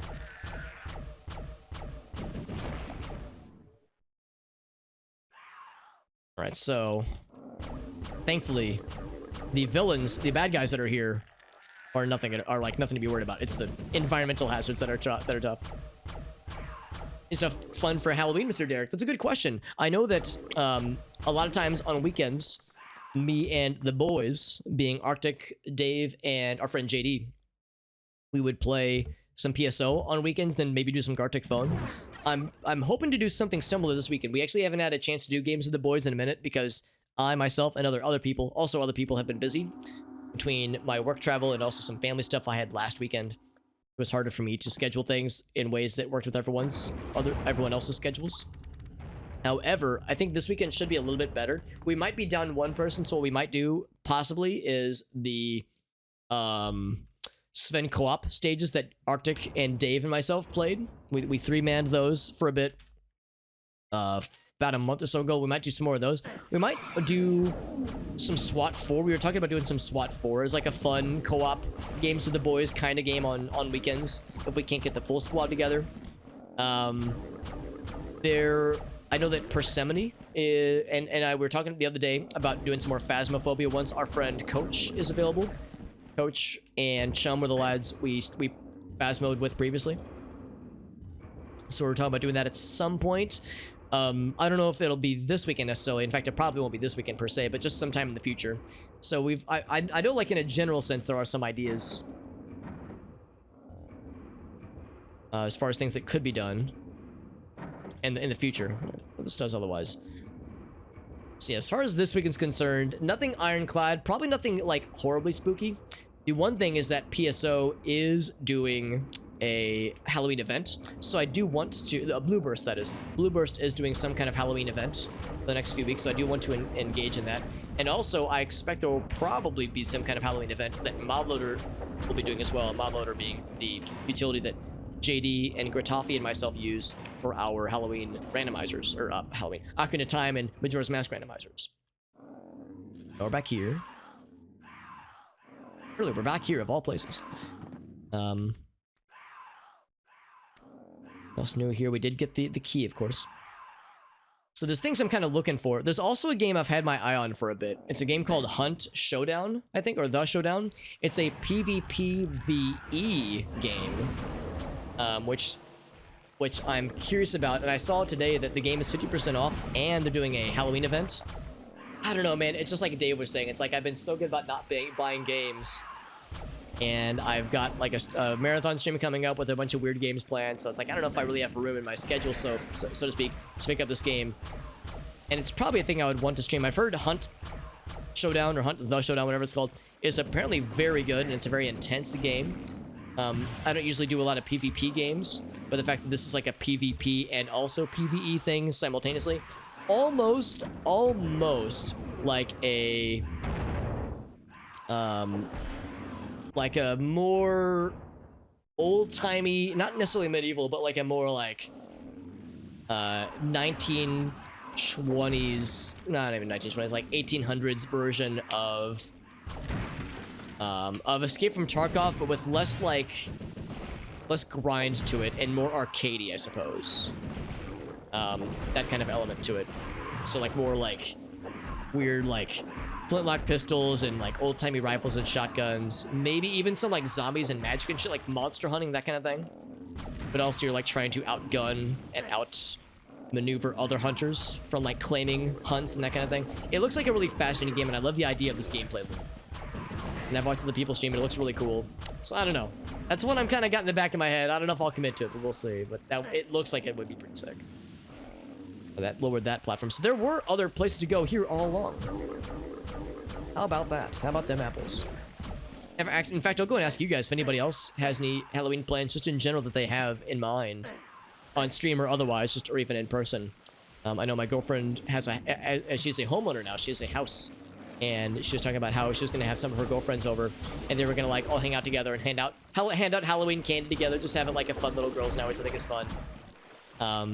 Which is something I'm always happy to encourage. I always reassure her that, yes, girl time is sacred, and I am never, ever going to get in the way of that. So if she wants to do stuff with the friendos, I'm always happy to indulge myself, with some streamy streams. So we'll probably do some kind of stream on Halloween night, probably. But we'll see. We'll see how the evening strikes us.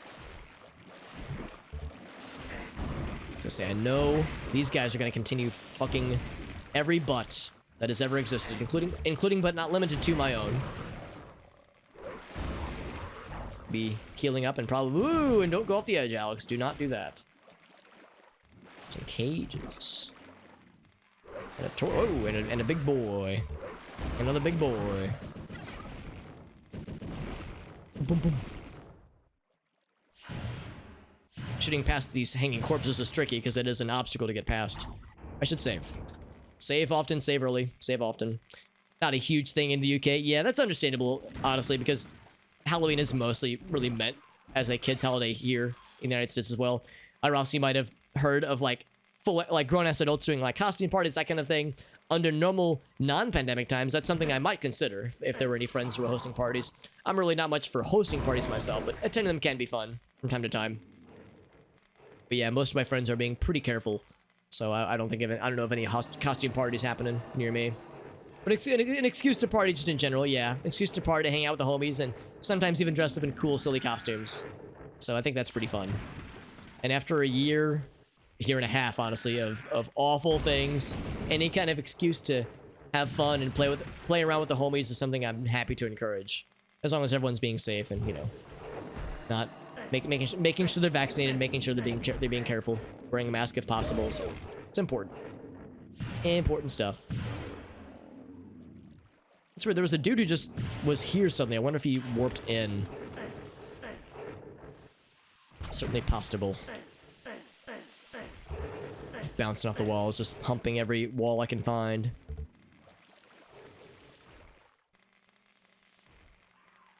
Yeah, that's where we came from. Oh, one thing I should do. I picked this up earlier. We have 9 of those ammo regeneration thingamajigs. These chalices, that's great because I find myself oftentimes running low on mana. So having a lot of the mana restoration items is very good for Alex. Bad for bad guys, but good for Alex.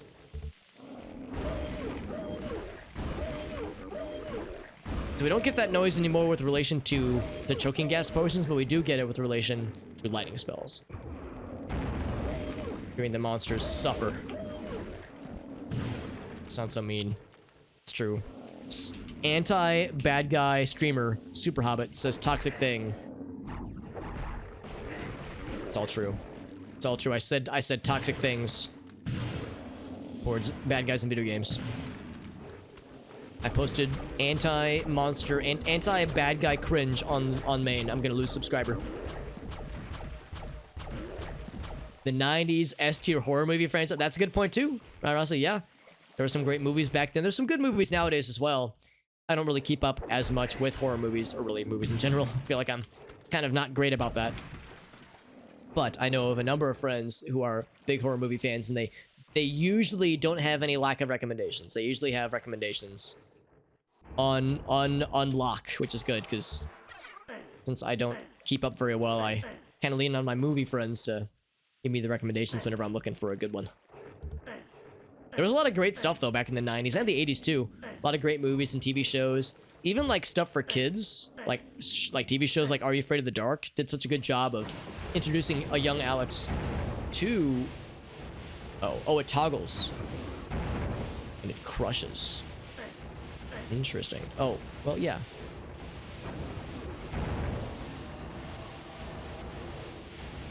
What's happening in the other room? Do I need to go over there? Monsters, you better calm your tits. Okay, they calmed their tits. They heard me. I will turn this game around, so help me God. I guess this is like, if I didn't kill the bad guys, I could just like, bam, bam. I could just crush them over and over. There's a lot of great stuff though, man. Yeah, motherfucking Goosebumps. I love that shit as a kid. The books and like the made-for-TV movies and TV shows. Oh my God. Fuck him up. Do it. Do it. Emperor Palpatine, what do you want to drink? We have Pepsi, we have Coca-Cola, we have Mr. Pibb, we have Mountain Dew. Do it. All right, Palpatine, here you go. I hope you liked. That was my bit on Emperor Palpatine requests a Mountain Dew. I hope you liked it. That's the pinnacle of my comedy, by the way. So if you didn't like that bit, I've got bad news. It's all down here from here, homie. I kind of want them to get crushed, but they're not wanting to get tickled by the big Crushinator. All the better for me to actually, no, I'm just gonna do this. This is gonna take forever. I'll just hold the mouse. I'll hold the win button down. I know I've mentioned it before. For anybody who ever watched Nickelodeon back in the day and loved and grew up watching shows, or just enjoyed watching shows like Are You Afraid of the Dark, Rugrats, Cat Dog, those early TV shows, SpongeBob, well, to an extent SpongeBob, but like early Nickelodeon shows, like pre-SpongeBob shows. If you have Netflix, there's a really, really cool and like very fun and genuinely heartwarming what am I trying to say? Documentary on Netflix. I can't remember what it's called. It's like Nickelodeon, the early years or the formative years or something. It's all about Nickelodeon's beginnings and their early years before SpongeBob blew them the fuck up, and it really was SpongeBob alone. In their early days when it was more of a kind of a punk rock, kind of a not literally punk rock, but like kind of an underground, like scrappy underdogs that were trying to compete with Disney, trying to compete with Cartoon Network and other like entertainment mediums and platforms that were more kid oriented, trying to make their mark on children's entertainment, and really making a network that was specifically meant for kids. Disney does a lot of things. Obviously, Cartoon Network, it's not just for kids. There's at the time at least. Actually, I guess at the time Cartoon Network maybe hadn't even started by that point, so it probably was just Disney and Nickelodeon in the early days. But like trying to make stuff specifically for kids and trying to consider like what kids were going through at the time and in the mid to early 90s and how to like connect with children. Of course, yes, to make money, to grow the network, but also to like, from like a philosophical perspective, how do we like make ourselves stand out? Yes, but also how do we like make shows and make content that children will remember forever? People will grow up reminiscing upon. And there's a part in the movie that really spoke to me, because there's a part in the movie where they recognize, yeah, it's the 90s. There's more full families that are working, you know, moms and dads that are working. So kids might come home from work, or come home from school, and they might be alone for a couple of hours, you know, while their parents are getting home. Maybe they have an older sibling that's helping to babysit them. Maybe they just have a babysitter. Maybe they're alone. Maybe they're on their own, and that's just, you know, a normal thing that was happening back in those days. I know that because that's how my situation was. My parents were divorced, or at least separated. And yeah, I would get home from school and I would just be alone for a couple hours. And what would I do? I would turn on Nickelodeon and I would see these shows that were meant for kids. They were meant for people in my age group, and I watched them and I loved them. Freaking Are You Afraid of the Dark? Cat Dog? Hey Arnold? Are you kidding me? All these great shows. Rugrats? I loved it. And there was a part in the show where they said that was a very deliberate choice with like the timing when they wanted that block to, like the prime time shows to start up. Because they were like, yeah, kids are coming home from school. And we realized that we need to be doing more to like offer entertainment options for kids that, yeah, might have parents that are, yeah, maybe they're divorced, maybe they're just both working, what have you. What can we do to try to like make kids feel less alone when there's, you know, they might have a lot of uncertainty in their personal lives? And it was one of those things, like I watched and I had to pause the video, the documentary, because I kind of was like, holy shit. Like that's part of why I think those shows meant so much to me, because yeah, I think to a degree I probably was actually not probably, I can tell you I was kind of a lonely kid at that time.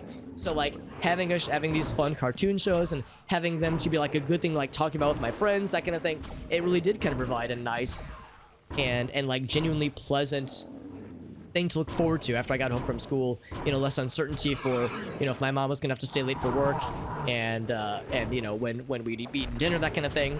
My mom was always great about that kind of thing, and I never had to, you know, worry about eating a meal. Obviously, she did just great. She sacrificed a lot, but just the kind of uncertainty of being a kid and being like, what's you know, what things gonna be like, and just the kind of anxieties that go along with that, of kind of figuring yourself out and figuring life out. I don't know, there's a lot to that, and it's something that I think it's pretty remarkable that a children's network, at least I mean, maybe it was just bullshit, maybe it was just lip service, but it really seemed like they had a mission that they were going for. They didn't want to just say, we want to make money. I mean, I'm sure it's part of it, obviously, but it seemed like there's a lot that's said about corporations having mission statements and whatnot, or companies or media organizations having mission statements, and a lot of lip service for that kind of thing, like, oh yeah, you have a mission statement, big fucking deal, you have a philosophy behind your work, blah blah blah. But I mean, so far as I can say, early Nickelodeon really did seem to believe in what they were doing, and to their point, they got pretty successful. And then SpongeBob happened, and it kind of blew them up in ways that not everybody liked. A lot of the top brass left after, at the time at least, left after SpongeBob blew up the network, because then there were expectations. Suddenly it started feeling less underground, less corporate, and more, we're no longer the underdogs. Now we're the big guys. Now we're the guys we're the machine we were raging against, you know? So it kind of like soiled it for some of them. So a lot of the top brass left after that. The Double Dare folks, you guys remember motherfucking Mark Summers? That dude was the man. Legends of the Hidden Temple, like all these great shows, like that's around the time those shows started to kind of drop off in preference for more SpongeBob-like shows, for good reason, because SpongeBob's awesome. I love it. But it was kind of the end of the era. So I don't know, really, really cool shit. And I love watching that documentary. And of course it's nostalgic for me.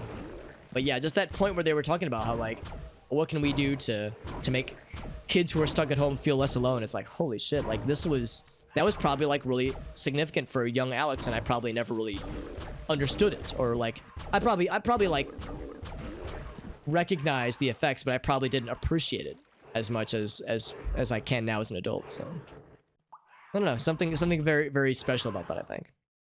It's been a very introspective stream. Lots of Alex reaching inside of his brain and or heart and or butthole for just some fun reminiscing. Some fun, some not so fun. You'll cry, you'll laugh, you'll fart, you'll have all potential gastrointestinal responses. Also, I want to make sure there's nothing else I've missed with this area. We kind of did this weird loop around from this area. It's just the crushinating platforms. A little bit weird that I might have missed something in like this big area, because this is the second time it sped us out out here with no obvious way forward. That path is still blocked out. Let's just go back to the main area then, the intro area, and see what this has for us. Oh, it has some dudes, and I cannot seem to reach them. Can I crouch? No, I cannot. I mean, I can crouch, but I can't reach them. Cannot reach their asses. Which is a shame, because there's a lot of bad guys. And I could probably crouch to walk, like crouch watch. Oh, fucking hell, these things. I probably could crouch walk through there, but that would be a sequence break that I would rather not do if I can help. I can't even, like, attack through there, sadly.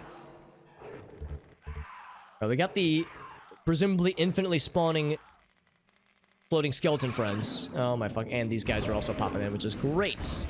Great news for Alex. So I'm just gonna kind of power through here. Oh, was that a switch? It was not a switch. So it was over here where I saw these skeleton lads spawning in, getting ready to do their shit. So I'll preemptively do my shit. I'll shit on them. That'll show him. Actually, to really establish dominance, I'll shit my own pants. That'll show him. People used to think I was stupid, but I proved them. Here's another teleport. Hit the switch. Hello? Switch, please. Oh, I can't hit it. Okay. Here, let's save. There's scary things outside that door. Oh, now I can hit the switch. Oh, it just opens the door. Okay. That's all it do. Of course, there's these monster friends. And these guys won't ever stop spawning, so I should just kind of poke around a little bit, look for things, switches to hit maybe. And then get the fuck right out of dodge. Just press the use button a bunch of times on all the walls. Whoa. Oh, I'm getting stuck on these guys. Again. I see no other switch. It's just that one switch, or that one teleporter out of here. This is the way we came, obviously. You've come. I mean, I know you would come, but you've come. Yes, I have. Come. Sorry, I love that video a lot. I could jump down that. Whoa, does that lead to death? Let's find out. No. Surprisingly. Just led to a single monster. And this fucking dude. This fucking jabroni. Did that do anything? I don't know, honestly. Maybe it did, actually. It might have done something. Let's, Man, these guys keep respawning, dude. They don't take the hint that I don't want them to be alive anymore. Also, the bad guys have stopped spawning, which might be progress. Whoa, whoa, whoa, whoa. So this is not an old area. This is a new area. Switch it up to some blue magic. That way I can really blue myself. Some interesting feelings kind of get evoked. Yeah, I would say I don't have like a... I would have like average nostalgia for Halloween. I don't have like super nostalgia for it. But I did. There's definitely things I'm nostalgic for. Of course, it was fun as a kid dressing up and going trick-or-treating with my friends, and my mom helping me like either buy costumes or make costumes. Of course, making them was always a lot of fun. So there's a lot of things to appreciate from that era, and I do appreciate it greatly when I think back to those times. Halloween specials, movies. Yeah, it's true. There was a lot of great stuff back then. There still is great stuff now. So the excitement about it was very fun and it had a lot of just childlike joy. And I feel like kids nowadays have a lot of great stuff to enjoy as well when it comes to fun movies and TV shows. So it makes me happy like for the next, generations of sorts. They have like fun things to watch and fun things to enjoy, games to play, fun like internet experiences to have that I didn't have as a kid, but I think it's great that kids have now. Discord servers to join and like socialize with, to feel less alone in a scary and uncertain world. And I can't imagine being a kid right now, man. Having to like grow up in a time when things are so uncertain, like so like scary and so much just bullshit and awful, political shit and pandemics. Like holy moly, I'm grateful to have grown up in a time when like things were pretty prosperous. So like I feel like my my upbringing was in a pretty relatively non-traumatic time. 90s and early 2000s were not perfect. Looking at you, 2001. Were there any events that happened in 2001 that were significant? Probably not. So yeah, there was shit, obviously, but for the most part, I feel like I had it pretty good, upbringing wise, and just the overall timing. But now, man, things are fucked, man, in a lot of ways. It's a lot of pressure put on kids in particular. You know, it's like for kids, they gotta grow up and be the ones to have to deal with climate change and political extremism and like all this just awful shit. So, you know, there are things that fill me with hope. There's people that, you know, activists nowadays are still very active and still very much believe in what they're doing. Like, you know, there's things that give me hope, but I'm sure it feels bleak from time to time for kids that are like facing down all this uncertainty and being like, how the fuck do we handle this? Because grown-ups can't handle it. How are kids expected to be able to figure it out? Or, you know, kids grow up to eventually figure it out. A lot of pressure. Sigil of the Magus. Or, is it Soft G? Yeah, Soft G. As magic is what the Magus, or what the Magi would do, is what a Magus would do. There's more bad guys, nothing else here, let's jump through. Oh boy, we found more friends. We spawned in, they all discovered us all at once, so we just heard that noise of all overladen upon each other. Whoa, and I'm getting fucking booty holed. Get out of here. You can't have my booty. Ouch. Trying to get these guys. They keep getting out of my shit. I want them to get back into my shit. Inject yourself into my shit, please. I want you to insert yourself promptly into... You know what? Nah, I don't need to finish that sentence. I've been going ham on the green magic. Let's see some blue. I give that bitch some blue. Bitches love blue. Woo.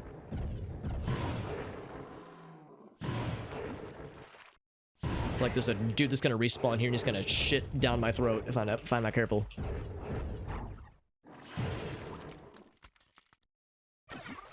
Okay, never mind. My mouth is clear of shit for now.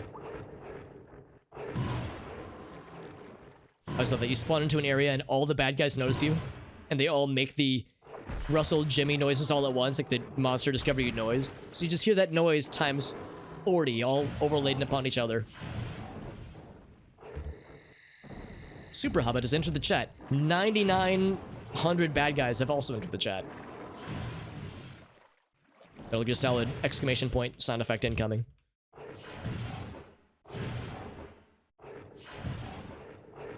Time where politics was mostly on TV. Yeah, mostly on TV. I mean, the internet's great, but the internet has also afforded a lot of ungreat things. So yeah, you're right, Irasi. In a lot of ways, it really was a simpler time.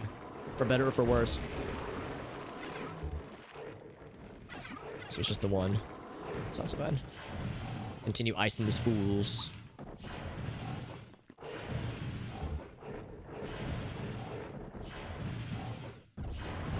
There we go. There's 1 and 2. Hell yes. Yeah, TV, newspapers, radio. Yeah, stuff that... That's a good point, too. As a kid, it was usually boring. Yeah, like, watching the news on TV was, as a kid, quite boring. Nowadays, it's... I mean, I don't like watching the news. In fact, usually I don't really watch the news, really. I usually just read about it instead, but... Yeah, things that were the main mediums of absorbing that kind of info. Yeah, it was just boring grown-up stuff. I would have rather just watched Nickelodeon or Cartoon Network, which is usually what I did, so it was great. It was easier to be shielded from it. The teleport up here. In fact, I think there's a few teleports up here. One over to the side. Is there a second one up here? There's not. I lied. But there are boots. Although I feel like we move so fast anyway, I don't know if the boots of speed would really be necessary ever.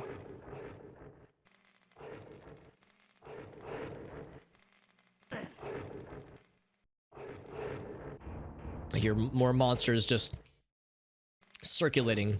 Just like... in like a circle pit. You ever go to like a metal show, you see a circle pit form in front of the stage? It's like a circle pit of just swarming cyclone of bad guys. Yep, I fucking knew it. And they're all waiting for me to open up the door. Too bad for him.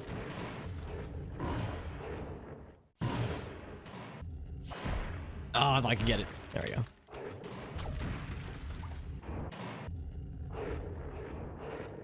I get the sigil of the big bad Mega Satan that we fought last time. Bad guys or... Yep, bad guys. I was gonna say either bad guys or nice things. Although they eventually lead to nice things.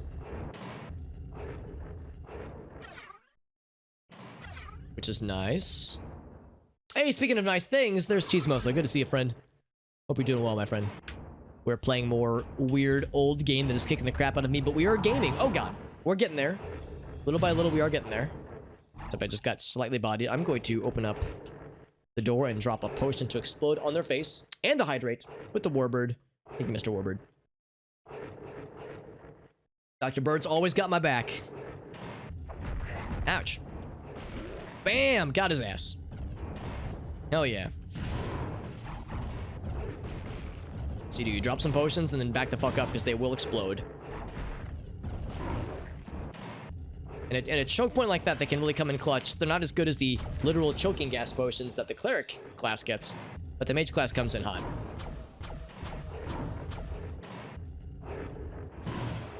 I think we've gone past the point of these guys sometimes having ranged attacks. I think these guys always have the ability for ranged attacks. Like that, for instance. Thank you for demonstrating that. Dude that just fucking took a dump on my face with that damage.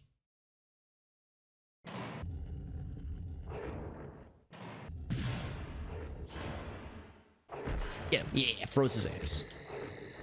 So we saw this earlier. We saw the candles. Oh, there's a hidden thingy. Let's save. I don't know what that leads to. Oh, more friends.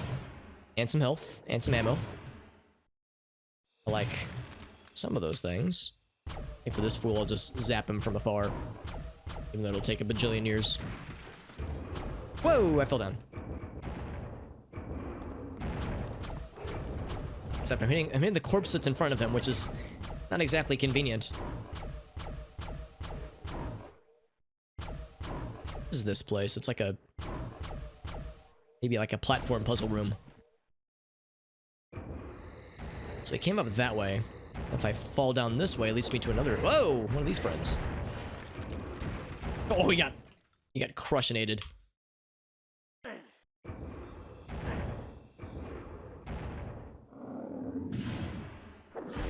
Excuse me.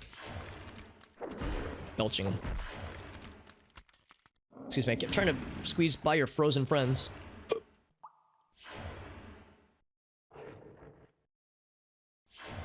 Dang it. Okay, I was like, the second I switch off, it's gonna not be necessary anymore.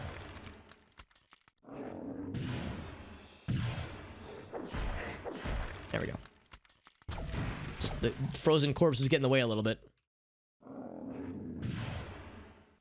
This might just be an optional area with ammo or something, because ammo and health and other resources.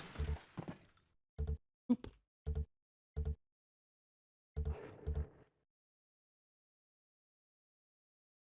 And more potions. Yeah, just a lot of resources down here, I'm guessing. It's like a wine cellar, but the wine was all health potions. Maybe wine is a health potion. Maybe I should just drink a lot of wine the next time I feel sick. Or if I chop my arm off, I drink enough wine, it'll just regrow itself. Long day and tired. That's totally fine, Cheesemosa. It's good to see you, my friend. You're always too kind, Cheesemosa. I appreciate you, my friend. Have a great night. Your presence is always appreciated. Get some sleepies. It is getting kind of late for me as well. It's 12:30. I was hoping to finish up this game tonight. I don't know if it's gonna happen. There's other things to be done in this accursed place. And I don't know how close we are, but we'll see. We'll see. Maybe I'll just power through it. I don't have to get up crazy early tomorrow. I have to get up at the normal time, but not as early as I have been for the rest of the week. Maybe I can just Jimmy jam my way through here. Also, this room looks kind of ominous, and they did just give us a bunch of health and power-ups and such, so maybe I'm about to fight Ultra Mega Satan.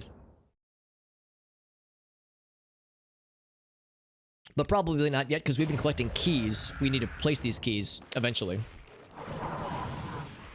Also, don't fall off the edge, Alex. Don't do it. Whoa, hello. Ouch! Ow! What did I just say? I said don't fall off the edge, and what do? I think I'd fucking dive bomb into Shitsville. I was gonna say, I know it spawned more dudes, so I'm gonna fight this guy first, because if I don't, he's gonna be a problemo. It's the opposite of no problemo. That's yes problemo. Oh, look how much it knocked that asshole back. Hell yeah. Monsters suffering is music to my ears.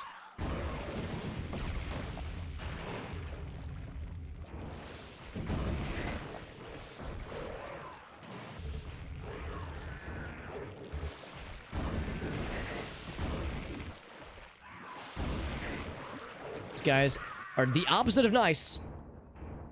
That's fine. I feel like I was getting impatient. This guy first. Give him the frosty high fives. There we go. I should be using the green magic more because I'm full on green magic, which means I need to be using it more often. If I have full mana, it means I need to be spamming it more.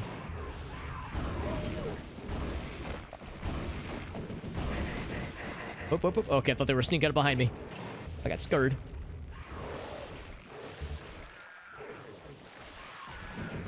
Are they fighting each other? That'd be pretty cool. Probably not. They're probably not. They would do something cool like that.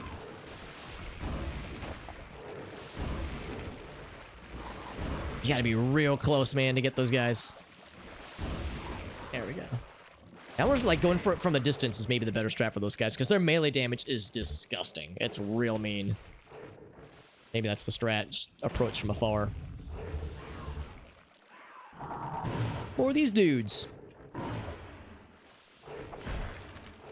Hey, your buddy's frozen.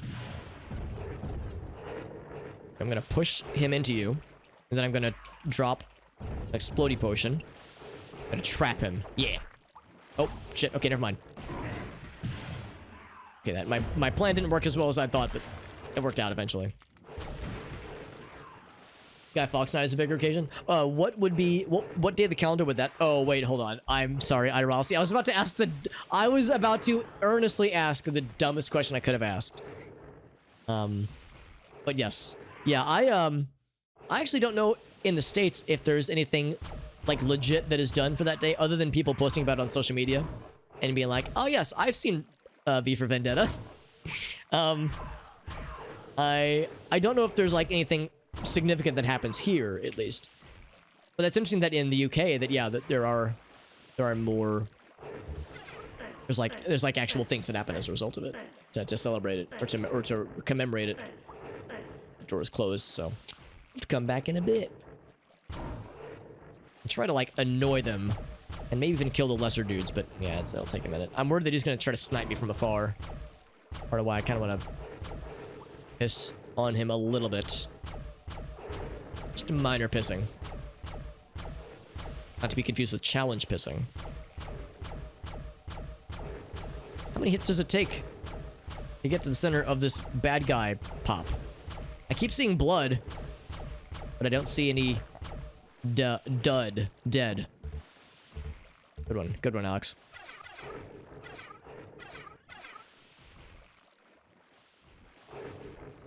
This seems suspicious. They could have just closed it off here. Why'd they have this go down this far? There's nothing there that I can see.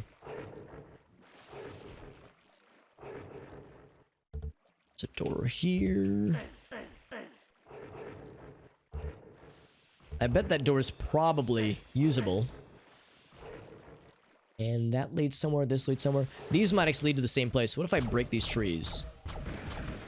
Sometimes that does things. These trees cannot be broken. They're too strong. I should save. I don't save often enough. I need to save scum more often. Hey, Wired Wolf, what's up, buddy? We're playing more Hexen. We are nearing the end of the expansion. Deathkings of the Dark Citadel. So we are getting there. Whoop. We still got a bit to go. This is, I think, the final like hub world level thing. Damn it. Damn it, Bobby. Approach me, you coward. Oh, fucking these guys are so mean. I hate these stalkers, man. They're not my least favorite enemies to fight, but they are amongst my least favorites. The strategy's got to be ready for them. With the right weapon selected, you got to be ready to pounce.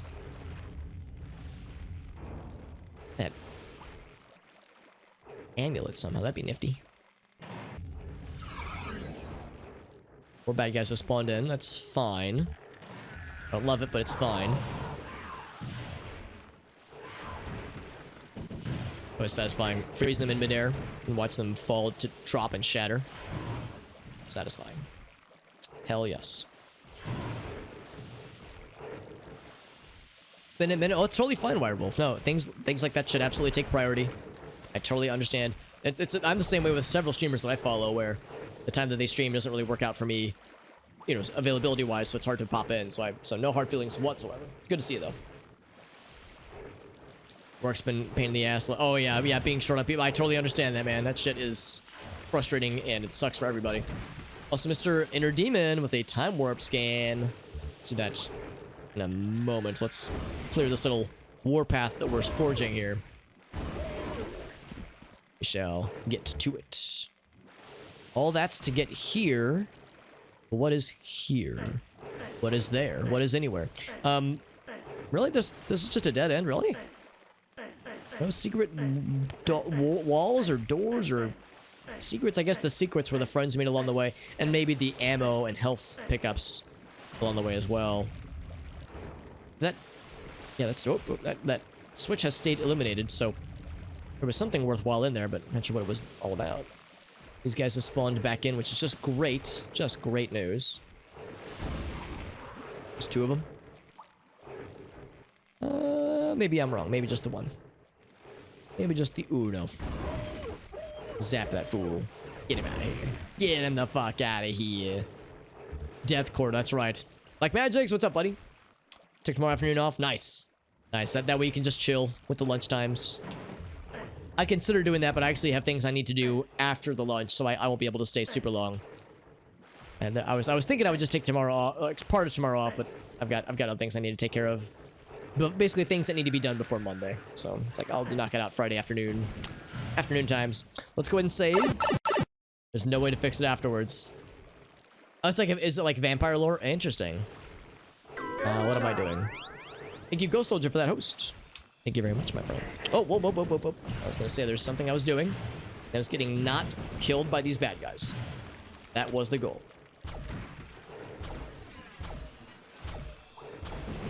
I don't know if breaking that was a good idea, but I done did it. Oh, I've already been through here. Okay. What else do I have to do? Oh, there's the main door, I suppose. So I can't go up that way. Oh, it's already open for me. That's nice. I was saying, come on in, Alex. The water's fine.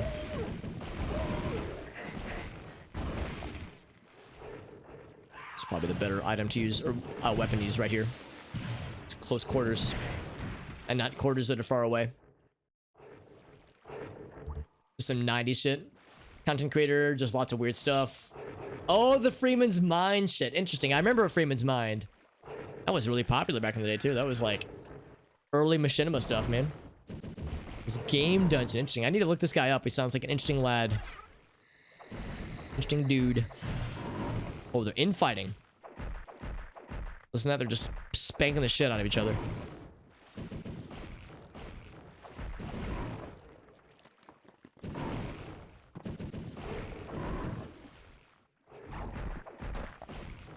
I was hoping that would get them, maybe. I don't know if it actually reached them at all. Ooh, some more boots.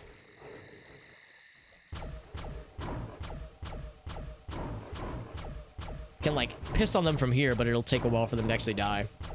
Master's degree in psychology. That's awesome. That sounds like a cool creator. I gotta look this guy up. Still at it. Did finish Half-Life 1. And on Half-Life 2 Freeman's Mind. Excellent. That's so cool. I'm glad he's still on it and still working on that stuff. Sounds like he's killing it. Okay, something's gonna happen when I pick this up. I can smell the incoming bullshit about to smack me in the nose. Oh, maybe not. Maybe zero bullshit.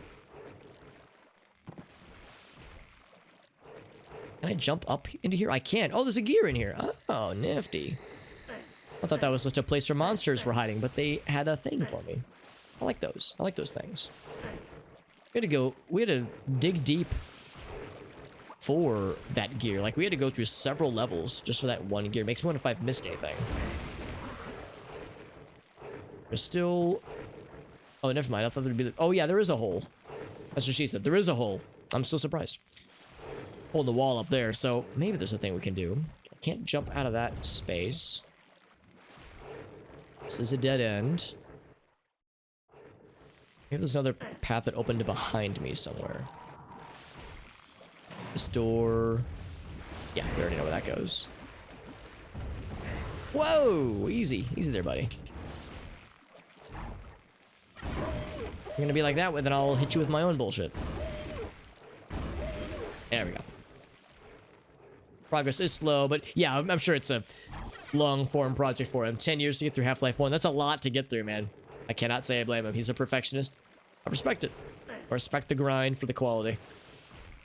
It's worth doing. It's worth doing it right. I fully understand that notion, because especially as a content creator, that's like your legacy and your how people will remember your work.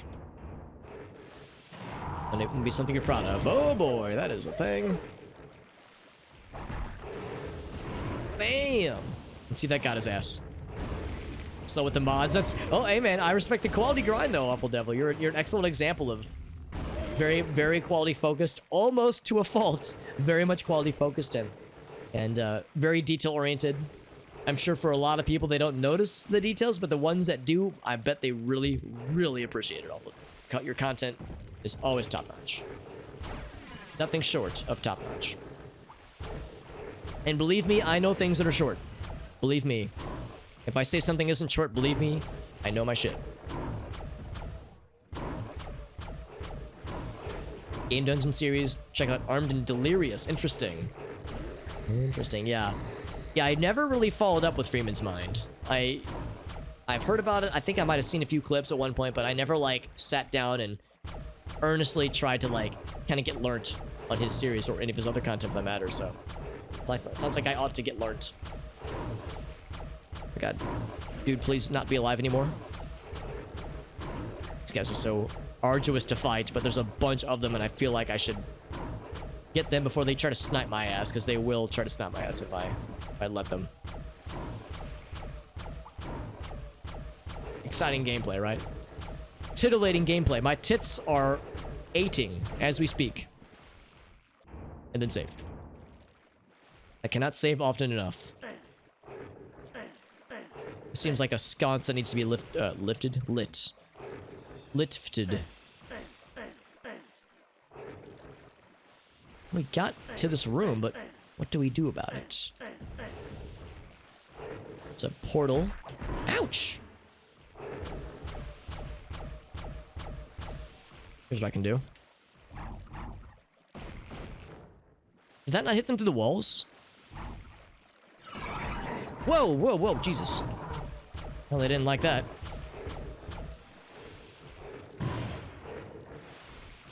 There we go.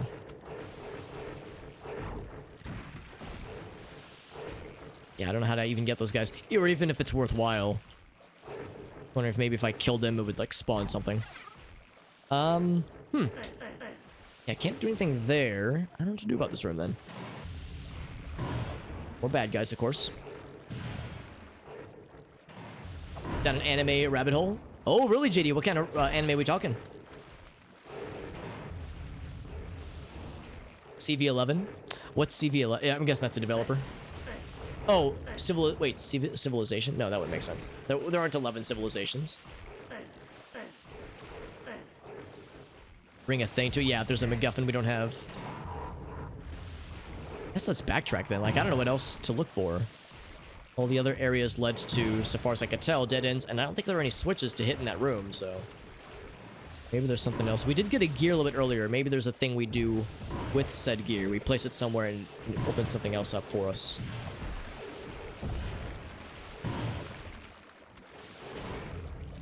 Jesus! How many of you dudes are there? And how many boys are here, and why are they all back in town? Civ11, another content creator. Okay, cool. I'm guessing he's working on games. Between a review and a let's play. Oh, okay. Oh, about the game you're playing. Oh, I'm sorry. I misunderstood Werewolf. I see what you're saying. think we're just gonna hop back into the portal. Here's another oh, that's got a thing there. I think that's a thing that we need. So we'll need to come back here eventually, somehow, some way. Let's just yeet ourselves in the portal. Oh, we almost telefragged some bad guys. Almost. So, we found one gear. There's a streamer I like, whose name is Gearomatic, and he has a lot of, like, mechanical gear motifs to his emotes and to his profile picture, so whenever I'm talking about gears, that's what I think of the streamer that people call Gear. Boomer Shooter's nice. He did a video on this game. Interesting, Wired Wolf. Yeah, I do not doubt it, because Hexen is not that well known, but it's well known as being a Doom-like, but it's also well known because there was a N64 port, and I think also a Sega Saturn port that, by many regards, was not great, according to some. Like, not horrible, but the PC version apparently is what most people would recommend. Oh boy. Let's just try to shoot him this way, that way we get the penetration stations. There we go. I've been down this way, I think. Like I would have had to. And maybe start placing some icons there. We've collected several things, as well as some of the gear to place. Let's keep exploring up top. I think we'll do something down there with the places to place things after we've gone through all these top areas. I think that's how it's gonna go. It's called 86 War Anime Gundam, condensed into a more enjoyable. Really, I'm interested. Stairs have been built. I'm curious, Mr. JD. That sounds cool. On the Dark Watch. One of the rare times when the game actually conveys a detail to us. Like, actually tells us, oh, it's in this area, or it's in this room. Like, holy moly, that's awesome. So oftentimes, you'll press a switch, and fuck, who cares what happens? Or, not so much who cares, but who knows what happens? The game's not going to tell you, so it's up to you, dear viewer, to figure it out. This is not it. This is the Nave once more. Have we been here? We have been here. Why don't I recognize this? I have no memory of this place. So we need to go back to the Dark Watch, which is a previous level. This probably takes us back to the spot. Yes. Oh boy, we pissed everybody off. It's almost like they're dancing.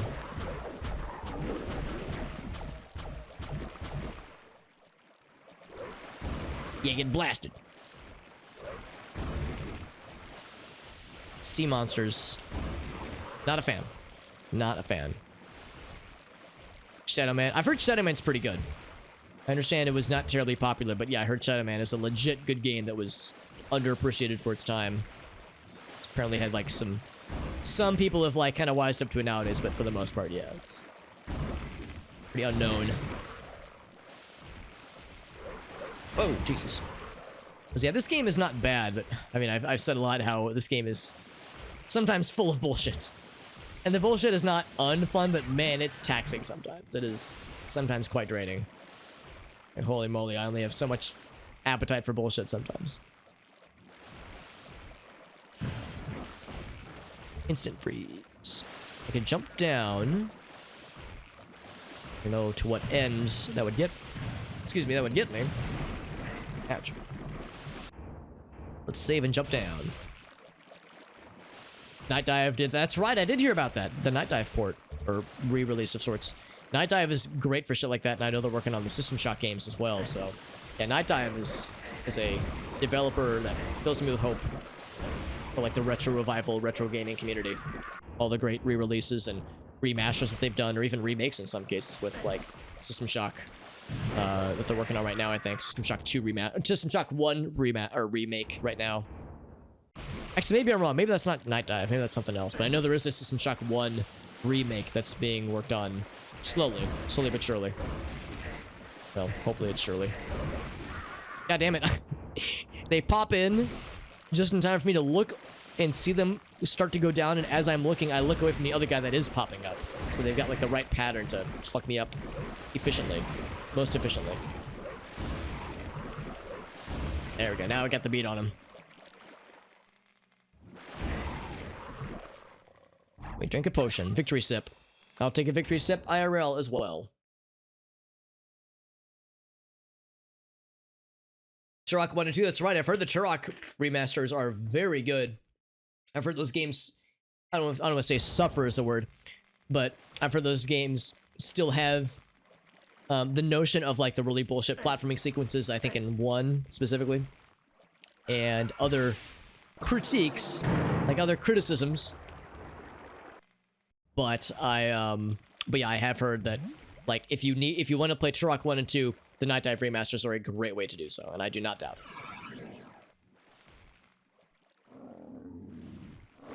So there's another switchy. Oh gosh. Oh, I think they're in. I think there's like a pool. They're fighting each other. Good. Love to sow the seeds of discourse. Discord, rather. Not discourse. Sowing the seeds of discourse, just talking to people. He's like trying to get to him because he keeps getting friendly fired. Friendly farted. Farting friendly.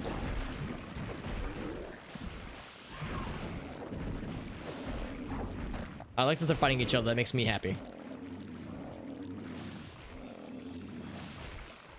And they're having a hard time. They want to fight me, but then they keep seeing the dude pop up.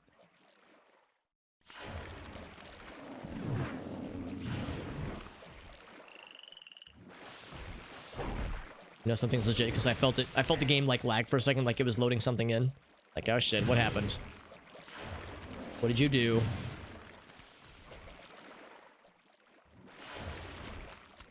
I was gonna say, I know I can get him. I know I can get his ass.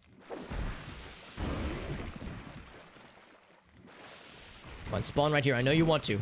I know you're waiting for me to stick my dick in the water. Oh, I got you! I wasn't even targeting him. I'm trying to get this fly lad. There we go. You know what I haven't done in a hot minute? Save my ass. Save my game. Actually, that's not true. The autosave, the portals do autosave, but still. I don't do it often enough.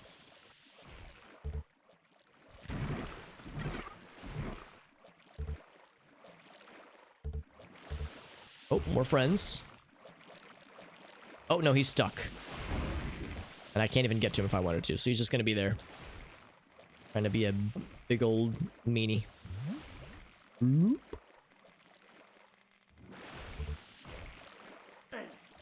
The switches. I will drink another potion. Another victory sip. Super H sip. See what they were going for. It was released when atmosphere was important. You could get lost. Yeah, if you're getting lost, yeah, the long levels. I'm sure there was a time where like if your game has a lot of play hours, then it's like that's very good. So if we make our levels hard to navigate and labyrinthine in design, then that's good. Good thing. Yeah, I wouldn't have had the patience for this as a kid. Unless I had a walkthrough. I think that'd be the only time when I would have played this as a kid. Like there's no way I would have stuck with it. See it for a little bit, then binge all 10. Hell yeah, that's awesome. Or rather, binge 10 of them. That's a good sign, JD. It's a sign of a solid viewing experience, then. That's awesome. It's called 86. I'm curious. I'll have to, like, ask some of my friends who are into anime if they've heard of it, because if it gets a JD recommendation, I know it's gotta be good. It occurs to me whenever I say my anime friends, it makes it sound like I'm saying I'm friends with anime. And yes, that's true. Some of my best friends are anime.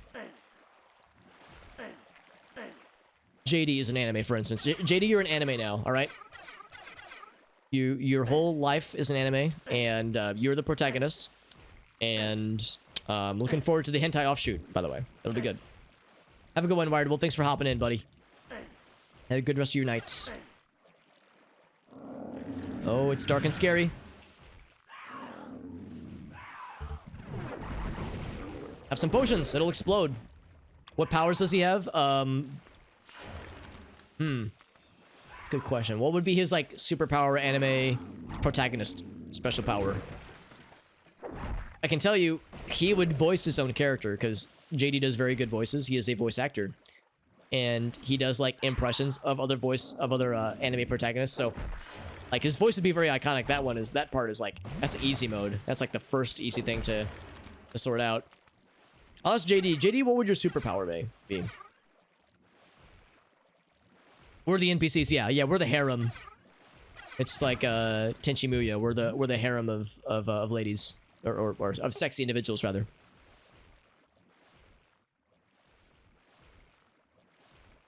What's the dude version? What's the version of like a harem, but it's like a bunch of dudes? A harem? Dumb joke. Dumb bit, Alex. Dumb bit. Let's wrap it up. What else here? Full health. Did I spin the other one earlier? I might have missed a thing earlier. That was an odd noise. The portal over yonder. I feel like I missed another one of those gear turning majiggies. This one's only worth 3 gajaggers. Let's see what's over. Was it from this way? Maybe it was. Is this how I warped in? Let's find out. Yeah, yes, I think. The water went back down. Oh, I see it now. All right. Whoop. Fuck. Oh, but this is open now. Oh. Now, did I skip something by coming down here? Oh, Jesus. All right, let's do this. Oh, let's get back up there. I bet there was something I missed. Reverse harem. I think harem is funnier, but I'm only a little bit biased. Only slightly. All right, so that's probably the way we need to go. Was there anything else up here? There's another portal over here that makes me excited in my pants. Well, we've been here already. Or did I just want to make the bit? I mean, yes. The answer is yes. But I was legitimately unsure if there was like a phrase for it. Being in the right place at the right time. That's legit, man. That's legit. Like, can feel like a superpower at times.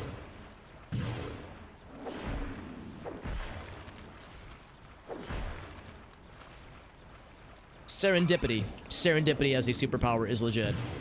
And I'm here for it.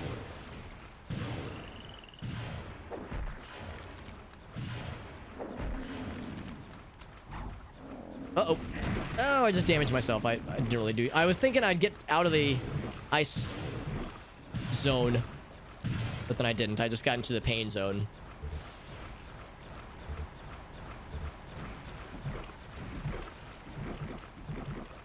Bloop, bloop, bloop. Right, so now... There's, of course, the traps. They're popping off down there. We'll drink a potion. I think we got another gear, so we might have what we need. Well, let's see if there's more stuff down here. And save.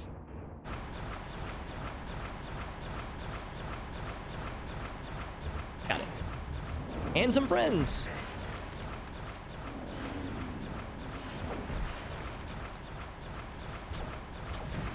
Trying to squeeze through, don't mind me.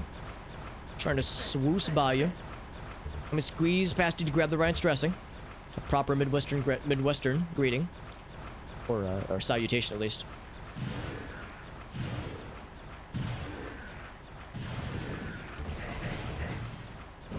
This is a little bit of a weird place to be. I don't have much dodge ability. Doge ability.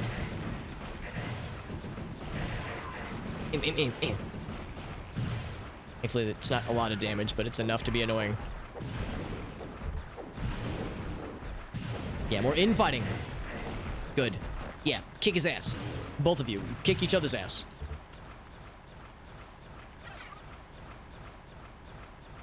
I like that the wind is blowing and it was drawing this corpse this way, on the ice, which is kind of fun.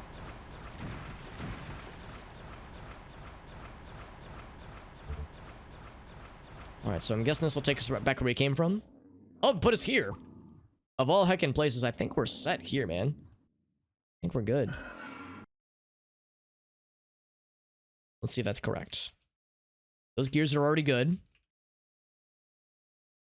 Let's jump down and go across the way.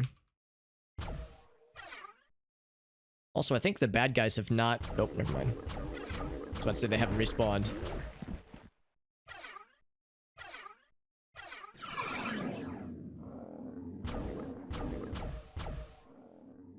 door will not open from that side. Well, that door can stop being a butt.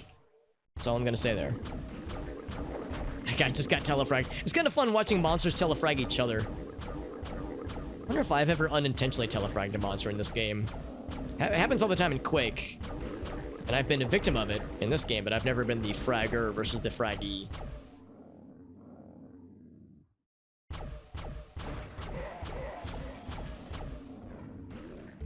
It's up this way.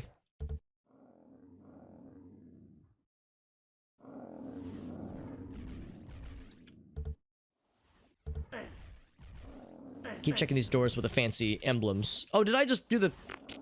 I just jumped around the same place, didn't I?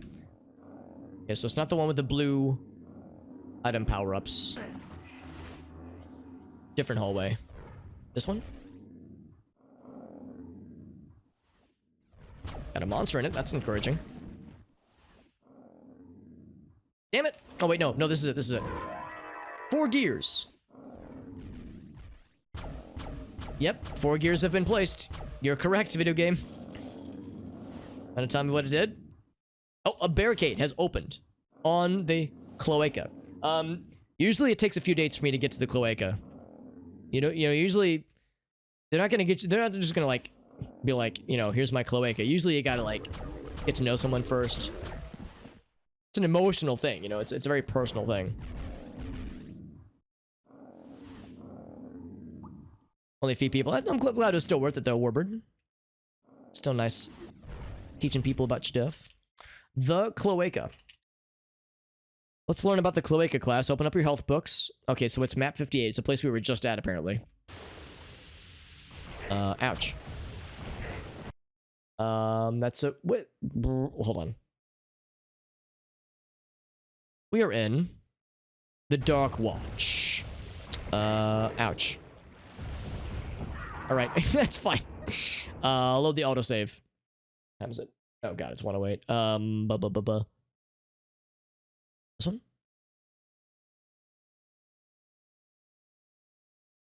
Shit.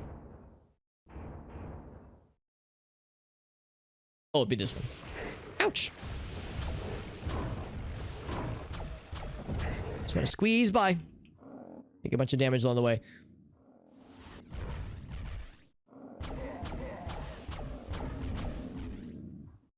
Are you the cloaca? Yes. Yes, it is. So a barricade. Oh, this barricade right here. It's very dangerous. It's very painful too, apparently. Ah! Liber Obscura. We're doing the tomes again, are we? We put this... I mean, there were 2 libraries.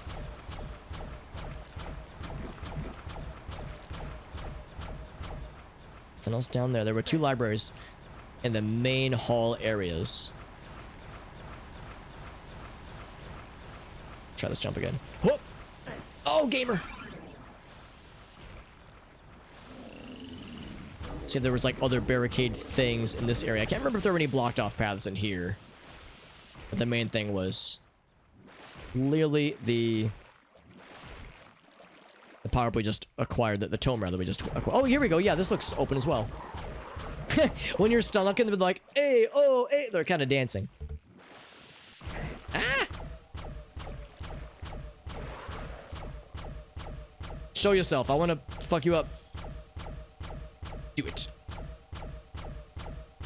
He's not doing it. He wouldn't do it. Hey, tome number... Wow, that was awesome. Tome number 2.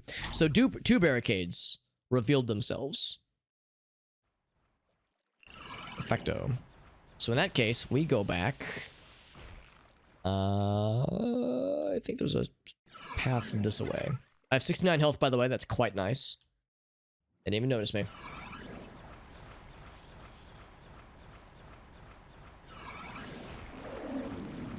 And we just swoosh on back. I like how just flipping the switch magically whisks us away. No real, like, explanation for what's happening. It's just, yeah, it's fine. You just get warped away. It's fine. Don't worry about the details. Just get to the libraries. The guy just got telefragged again. Hell yeah. Love to see it. I was further on, I think.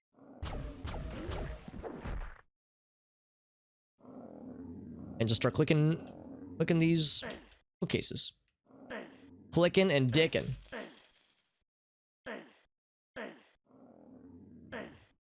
Last time, there was like some kind of bookcase interaction we had to do in a certain order to make the game like us. This is a dead end. Yeah, we've been here. Whoop.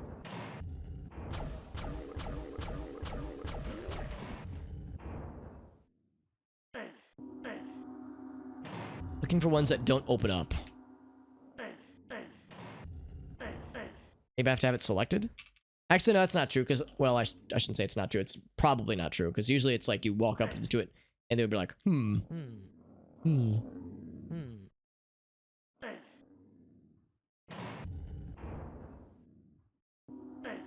So dark and scary.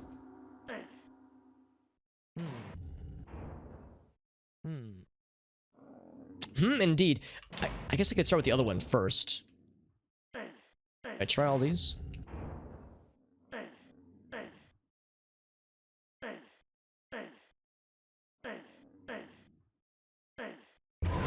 Whoa! I tickled the cloaca. I did it. So I found the one magic bookcase that rewards you.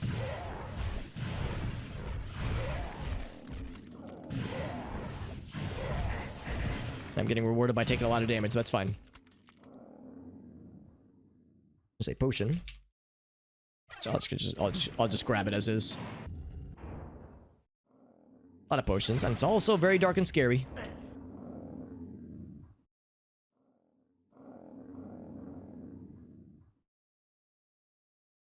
So none of these lead anywhere. They're just more bonus items and such. It's the only one that didn't open. How about this guy? Okay, let's go to the other bookshelf. Presumably something will happen.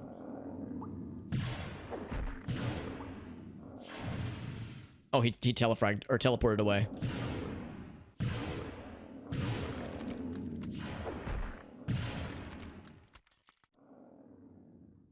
Same thing here. And the magic bookcase. And tickle it ever just so. And you'll be rewarded.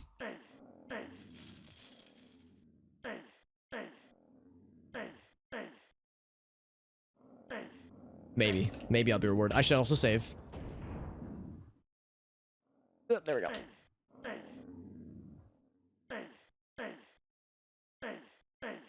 I might have skipped a row in my haste.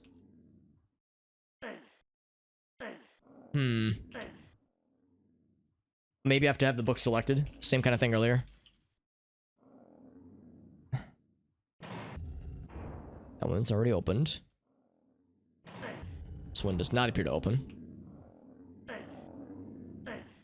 think I might have like skipped a row earlier. Alright, I'm just having so much fun grunting and humping these bookcases. These libraries. These archives.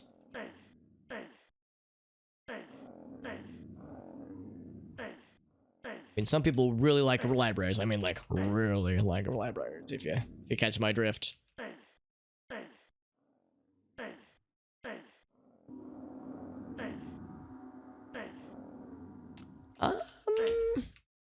No dice. These ones already open.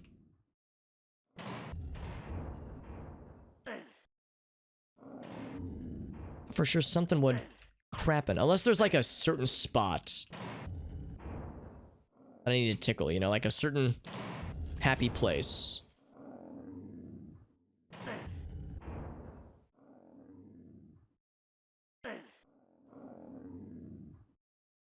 Like this one looks kind of special, doesn't it? It's got, well, I guess a lot of them have the skulls and whatnot.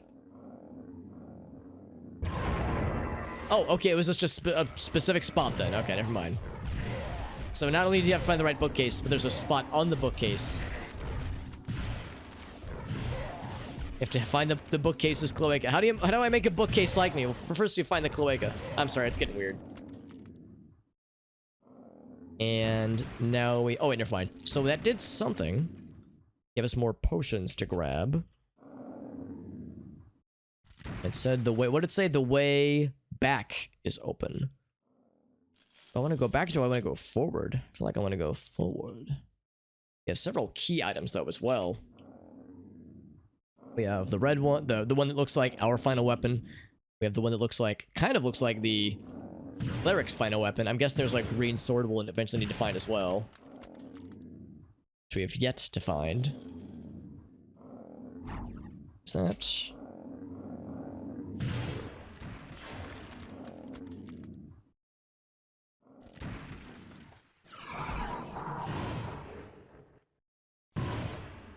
I mean, I could try placing things on that wall, see what happens there. The way back, I wonder if that means back this way. Oh god, there's a lot of bad guys that have taken it upon themselves to re-alive themselves. Interesting. So there's this teleport here. Let's try just pressing some of these buttons that we saw on the other end and just see what happens. Oh, that's right, JD. We have Extra Life Marathon coming up in less than 2 weeks. Actually, about a week. A week and a few days, so they'll be here soon. They'll be here quite soon. I'm very excited. Extra Life Marathon is always fun, since I got a big old list of games planned.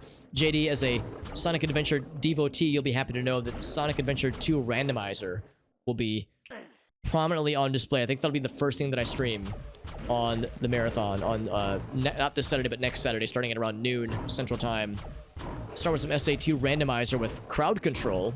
Crowd control allows for donations to charity, and your donations, your redemptions in the game, or rather through the platform, cause like goofy effects to happen. Based on like you can control what effects happen. There we go. So I'm pretty excited. I don't know what that did.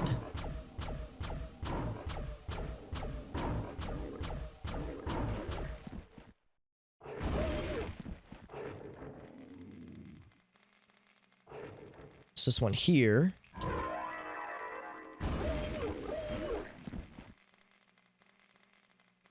Last one is the one we don't have an item for right now, obviously.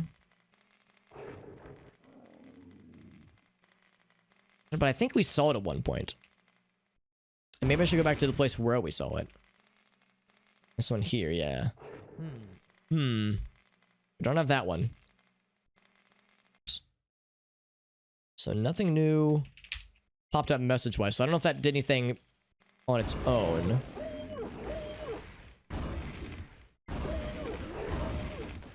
Oh, it's going. It's going. It's still caught up to him. You tried to escape me, motherfucker? Bitch, you thought. Let's take this portal first and see what this does. Oh. Ice world. Ice hold. This might be like something completely new. Oh my god. I'm actually gonna warp back. Oh shit, when was the last time I saved? It would have been when I warped back in, I think. Oh no, it wouldn't have actually. Can I just go back? Not looking good, Chief. I guess I could explore here. Yeah, let's... I'm curious about something. Way back is open. So we did that. I'm trying to remember what was the name of the place, or which place it was, where I saw with my own eyeballs a little sword thingamajig. Is it this one? No. Was it this one?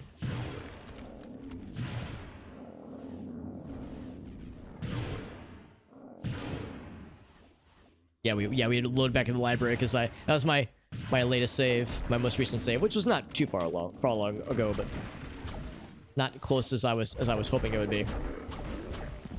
This one. Yes. So that's it right there. That's it right there. Whoa! Extra life. $25 from Interdemon. Thank you, Interdemon. My goodness, thank you. That is very generous. Thank you very much, my friend. That's incredibly kind. Holy moly. 25 bing bongs. That's a lot of money. Or at least I think it's a lot of money. Thank you very much, my friend. 25 more points to the counter. Thank you for your very generous donation. Thank you, my friend. Let me see if there was a message tied to that one, actually. Just to make sure. So no, optionally, it'll give you the option to leave a message if that's something that would be preferred. But thank you very much, my dude. That was very, very kind. And you've donated many times before, so that's very sweet of you, my friend. Let's see. Any messages? Any massages? He says, Super Hobbit does the best backflips, and I bet he makes a good sandwich. No, he doesn't say that. But thank you, Inner Demon. Seriously, thank you very much, my man. Very, very generous. It's $25, man. That's some real monies, man. That's just expansive. Anything else in this area that can lead me to that thing which I desire the mostest? That will lead to death. We already know that much.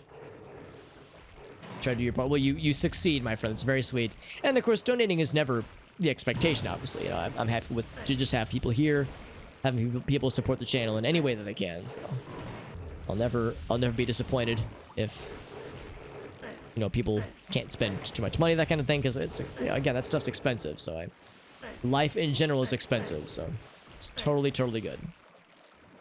But it is very much appreciated. Any support, helping out the fundraising stuff is all good. Just being here, just chilling, redeeming goofy time warp scans, it's all gravy. Oh, here we go. The staircase is open. Maybe this is what I desire more than anything in my life. That and dropping potions on these fools. Okay, I don't know if that worked, but...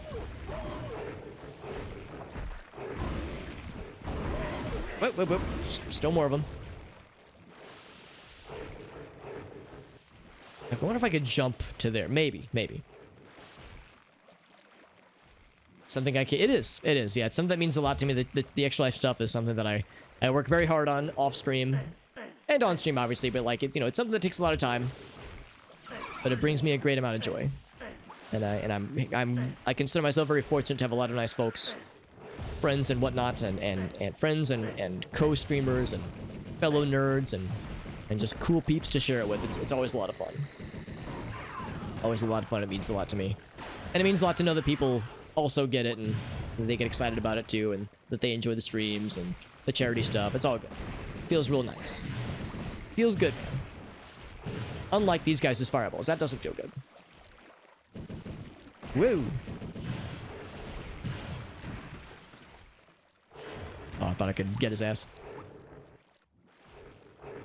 I would... My truest desire would be a new Bomberman 64 game. You're not wrong. A new adventure-style, platformer-style Bomberman 64-like game would be my true desire. But a new staircase would be number 79 on the list, probably. I was about to say 69, but it's not that nice. Speaking of things that are not nice, here's this fucking dude. Yeah, stay cool. Switch. One of these days, something is going to open up, and it's going to reveal to me the path to get that green sword, and then we'll have the final MacGuffin for a thing to happen. No idea what that thing is going to be, but it will happen, and gosh darn it, we're all going to be very excited. Maybe we're going to be excited. 685. Well, that's probably the more accurate number, honestly. They're boiling up a nice little stew.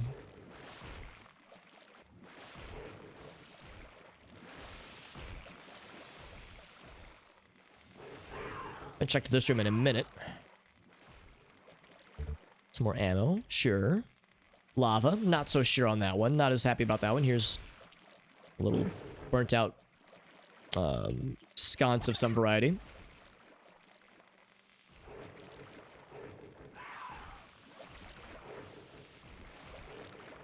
Show yourself. There it is. I was gonna say, I know you're lurking in there, dude. Little creature man. It's a dead end. We already know about that place. This, I think, is also a dead end. Let's get a bucket. Yeah, there you go. Get a bucket and drop some lava on their asses. Now we're talking. The Minecraft lava bucket strat. It's legit.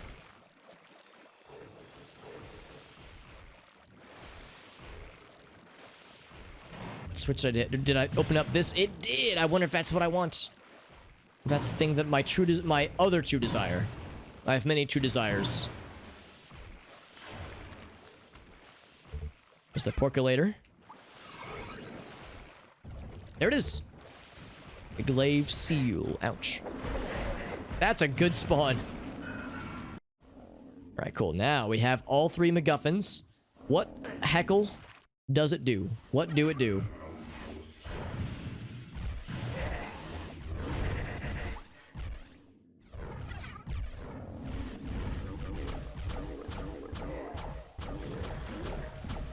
It's always so fun watching those guys just get fucking obliterated by a well-timed, or in this their case, poorly timed telefrag. Teleporting fragmentation. Oh, and I just fucking no-scope that guy. Oh, that's cool. I killed that guy as he entered the portal, so his corpse was over yonder. We'll do that one last.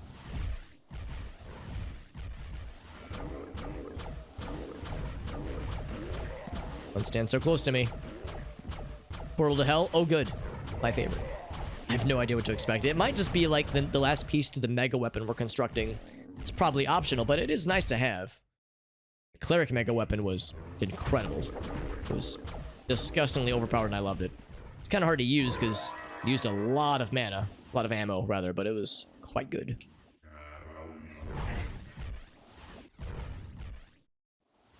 There's the glaive seal. And last but not least, cleric big boomy explodey. Bam. The doors are open. The doors. If you are ready. I don't know if I'm ready. Am I worthy? So we have 2 portals. We have ice portal and scary portal. Maybe it's scary. I don't know. Drink a potion and save, and then just tickle this portal real quick to see what it will entail. Oh. Well, this looks like a boss area if I ever did see one. Portal to hell was not wrong, Mr. Inner Demon. I'll take my door. Oh. Oh, Jesus. Are they bothered by lava? Probably not. I can't break those, it seems. Here, I'll just penetrate them. All 40 of them. I'm curious about that ice door. That ice door looked like it might lead to like a secret area, maybe? Yeah, actually, how's about this? I'm going to read... This seems like the right way to go. Let's go the wrong way first. Let's go back to that ice room. Because what I'm wondering is if that ice room will give me the last mega weapon. And if it does, I want to use that against these dudes. So let's see if this is legit. Oh, these fucking guys. Yeah, these guys are not fun to fight. Not a fan. Not a fan of these lads. Oh, Jesus. They're not a fan of me either, apparently. Hopefully they don't respawn forever, though, like other bad guys in this game do. Hopefully they know when they've overstayed their welcome. Which is to say always. Ouch.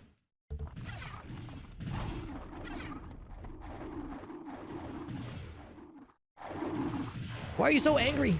Who hurt you? The angry gamer from our discussion earlier. It's like, what's wrong with this person? Why are they so mad? Ouch. Some armor. Some health. Or not health. Ammo. Same thing.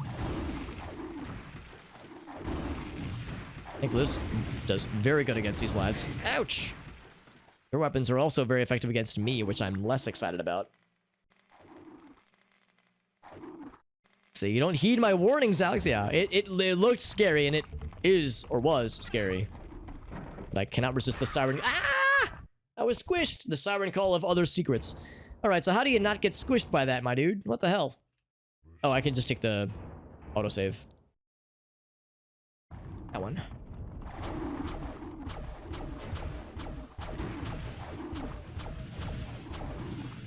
There are dudes everywhere. Oh my fucking god. These guys are not fun to fight. They're actually the opposite of fun to fight, believe it or not. Not a huge fan. Oddly enough, they're vulnerable to ice damage, which kind of fucks me up a little bit.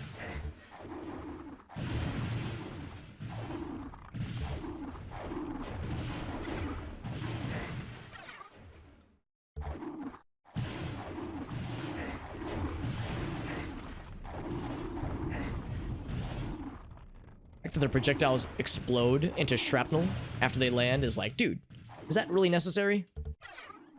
What's up, Fade Gold? Good to see you, bud. Fade Gold said, you're in it now, Alex. Oh, boy.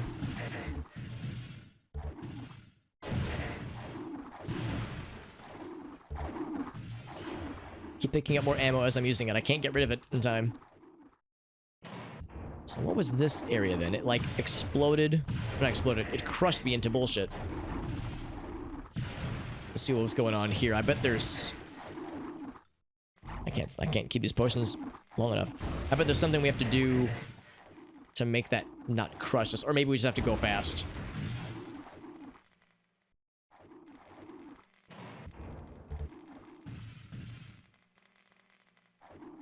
Some of the whole wall comes crushing down, dude. Okay. Uh-oh. Whoa! Oh! Okay, so it's like... It's very perilous, whatever's going on in there. My hobby. Yeah.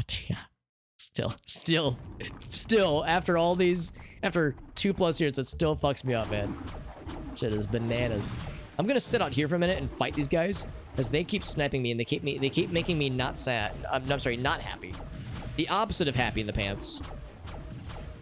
I'm gonna try to fuck them up from a distance if I can manage it.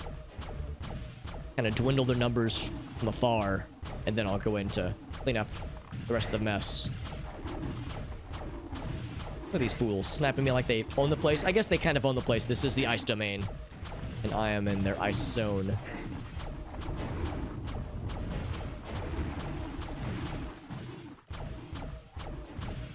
The more I can spank out of existence, the better. The better the world will be. There we go. Just random ceiling spikes, or ceiling columns, what have you. I'm not really that surprised by this game to just be like, yeah, you're dead now, Alex. Here's a ceiling crushing bullshit. Get good. Welcome to Hexen. Here's a ceiling thing crushing you with no fucking warning. Welcome to Hexen, motherfuckers.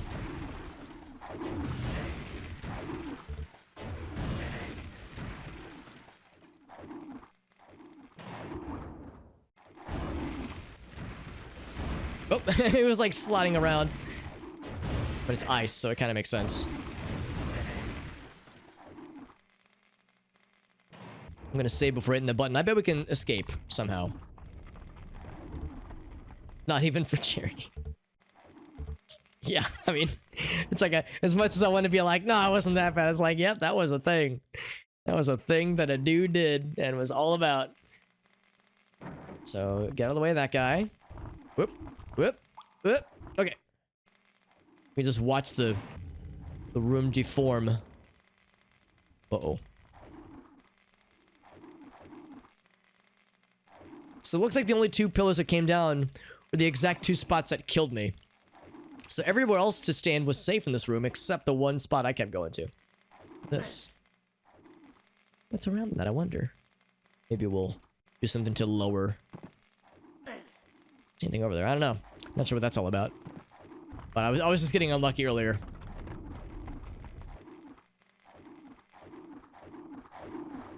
With some curious noises.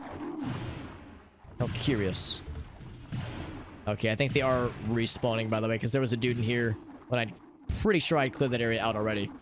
I think they're respawning, man. God damn it, I hate this respawning enemy bullshit. Are those pillars there already? Said there was like 4 total. I'll kill the bad guys as I come around. Like as I come through, but I think unfortunately they don't stay dead. They don't take a hint. And I wish that they would. The hint is, bad guys, you make me dead. Please stop making me dead. I don't know if that's getting through to them though. Ouch.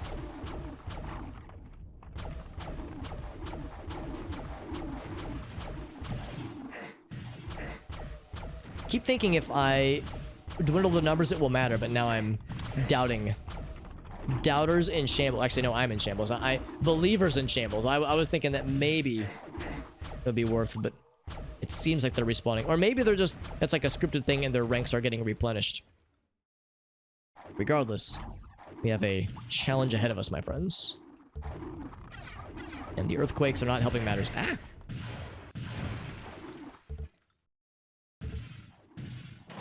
So similar kind of room here, presumably. Gotta hit a switch and watch for baddies, and also ceilings that might want to take a dump directly down to my throat.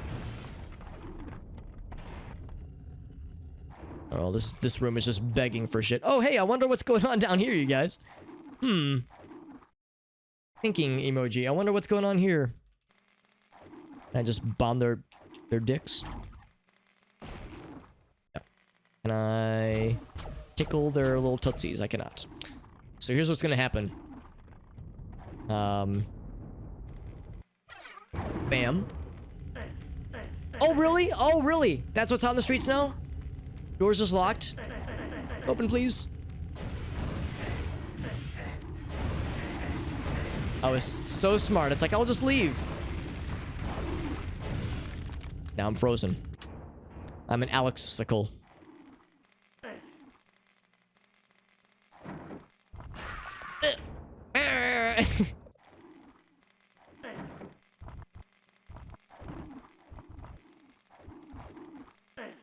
So I need to save before I enter that. Oh, okay. You have to wait for the challenge to end before you can open the door out of there, man. And that's what's going on. So time to thin the ranks a little bit. Okay, so they're... I think it's like a scripted respawning. I don't think it's... Well, I don't know. Maybe it is just an occasional thing. Maybe it's like... It'll just keep happening. I was thinking at first maybe it was like a scripted respawn.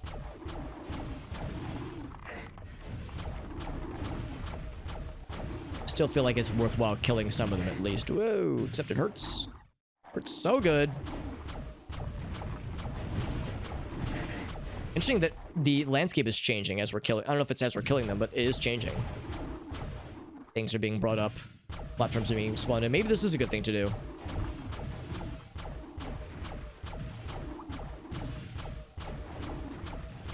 I wish I could see their health bars to know which ones I've damaged, which ones are beyond my reach. My Halo reach.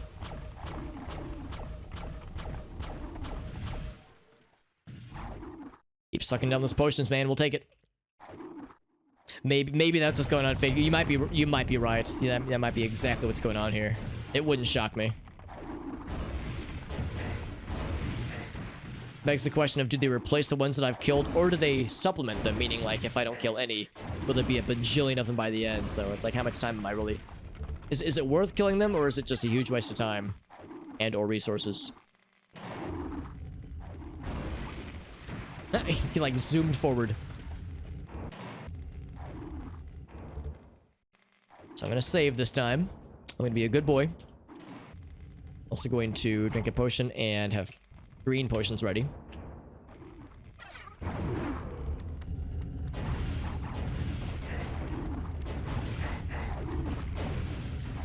I don't actually know if any of those reach them. I was thinking it might.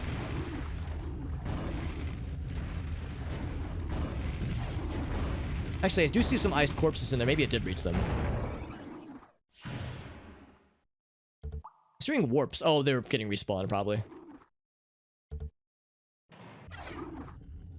Anymore? I'm waiting for like the not crouching, for the crushing walls to decide that they want to take a dump all over my hopes and dreams.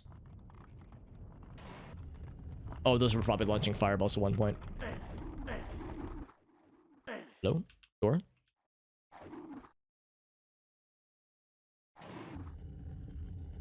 Interesting. It's on a rhythm. Rhythm of doors. More dudes. And they're all mad. Oh, I should move.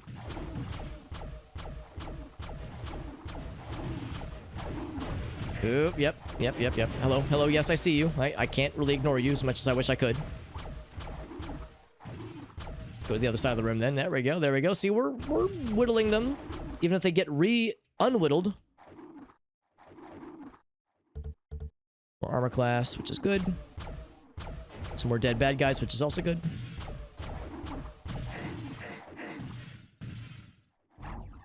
Shrapnel. Really not doing me any favors, man. Keep going on this periphery. Oh, I might be wrong. We might have to go down now. I have to venture downwards.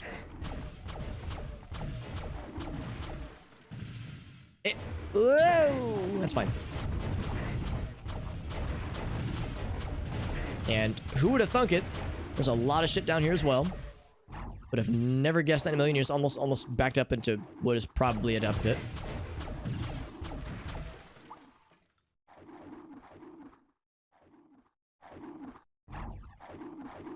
What this? No idea. It's just the main platform where they're all chilling. Some of them, at least. Okay, I think it really just is intermittent respawnings because we just saw more pop in. Whoop.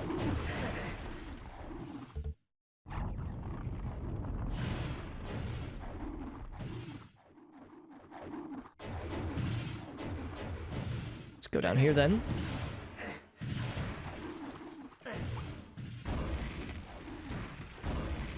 Seems to one-shot almost all the time. Almost. Looking for a place to go. I see a gas device. Woo. Banishment device. There's got to be more of the switchies. Whoa.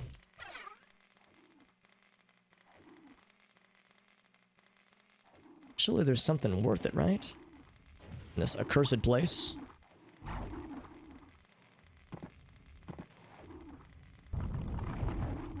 Eh.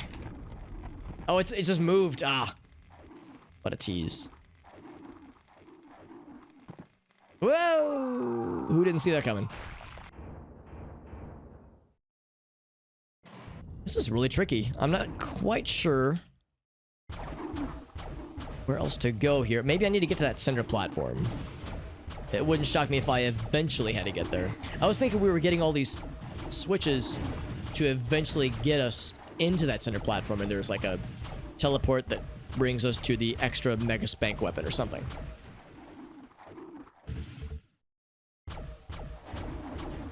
It's lofty ambitions, but there we go. Whoop. Whoop. This is still off limits. The only way back so far is to load the save or to no clip through the the spires on the side there.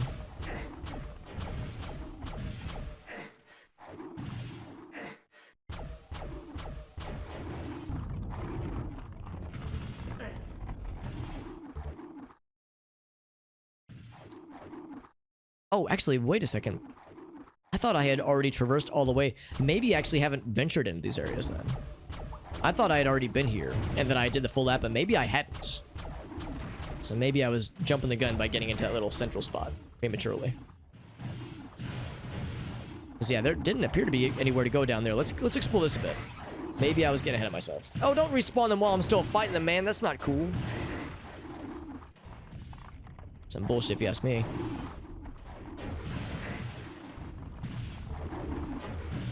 I mean, here's more armor. I probably would have picked this up. Yeah, I think this is unexplored for me, at least. I should be checking the map more often. Sometimes they only shoot one. Other times they shoot two of them. Extra spicy.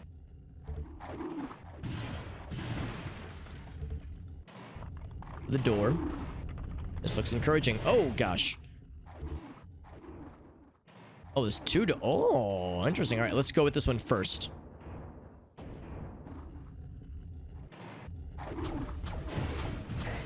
Well, I hope it's like squished them. That'd be awesome. It's very annoying for me, at least. It's probably annoying for them too. All these guys, by their nature, are very annoying. So I can't hit them, but they can hit me, I think.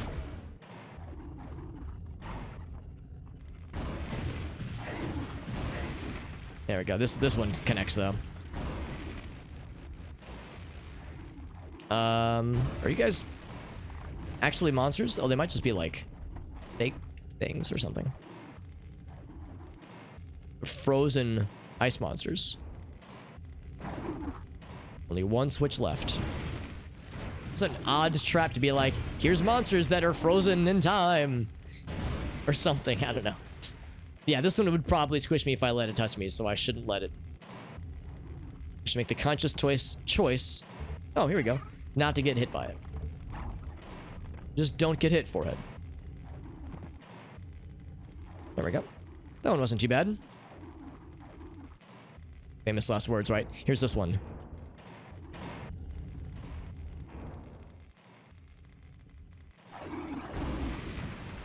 Kind of ominous, but nothing too silly.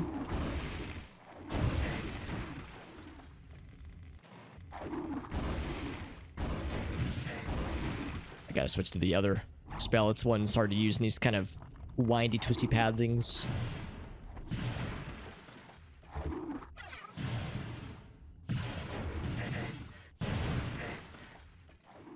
Thankfully, they give me a very healthy and generous, steady dosage of potions, which I'm burning through quite quickly. So that is, as the game recognizes, we're giving. Whoa! At least they're at least like, all right, we know we're giving them a lot of bullshit. Let's at least give them this much. And also, here's the path forward. Oh, and by the way, if you haven't saved recently, you're gonna curse us because the floor is just gonna open up in front of the switch with no warning. So get good. Welcome to Hexen and fuck you. Welcome to Hexen and fuck you is usually how it goes in those moments. Thanks for playing our game.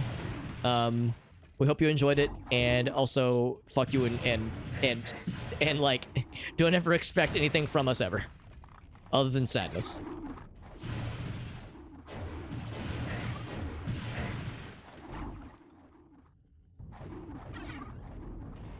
Here we go. I like sit over here. I'm gonna save.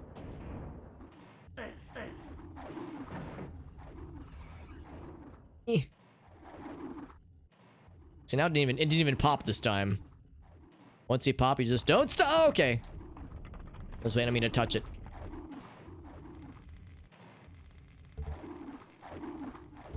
I hear angry things. And then what did it say? The way to the tower. Okay, so we're trying to get to that central tower. That is our goal. My snipey, shooty pooty piss weapon. Okay. Well, I gotta piss on this man first. So if the goal is to get to the tower, let's try to clear out the tower first.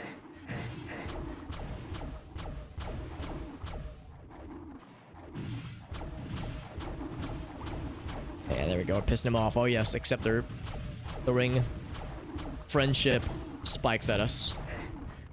So I want to be friends with us so much. Healthy dose of frustration and futility. Yeah. Yeah, it's how it sometimes be. I've said before, it's like I don't regret playing this game, but I will kind of be grateful to have it done. Either tonight or the next time we stream it. It is almost 2 a.m. Oh my god. I feel like we're nearing the end, but I also feel like if I'm up too much later, I'm gonna regret it tomorrow morning, so I probably should wrap up fairly soon. But I've been saying that for the last hour and a half, so part of me just wants to power through it. I say right before they resupply their ice friends with 30 new dudes. So I continue to dip into my health reserves, my health potion reserves. I can't imagine playing this without mouse controls. I think when this game first came out, I think it would have been keyboard only, I think.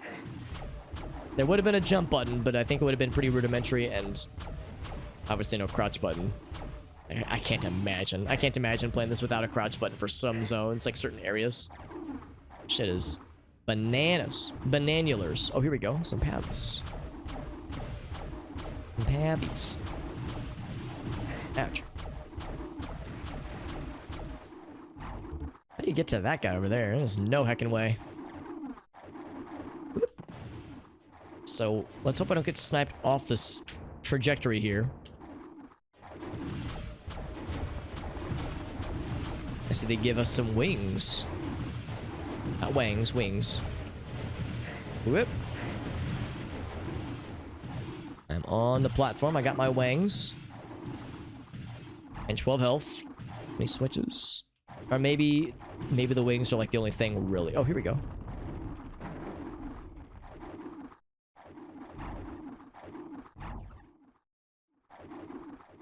So we pressed a switch. And then what'd that do? I can now fly around and snipe these fools like the— Ah! Never mind, I'm the fool. I'm sorry I said something mean about you. Jesus. I mean, there's a bajillion of them.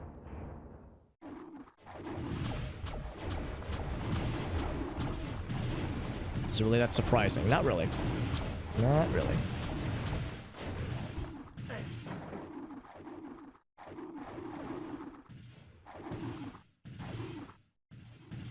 Did I pick up the wings? I guess I did. I did not. Where are the wings? Uh oh, do they despawn? Oh, it despawns. Hold on. Am I just an idiot? I think it despawns if you press the switch first. Oh, that's shitty. I'm gonna reload the save. That seems kind of weird. So don't press the switch first. Yeah, I gotta grab that. That's really weird. Actually despawns if you press the switch first. That's wild. At least I think that's what happened. There we go. Wings of Wrath.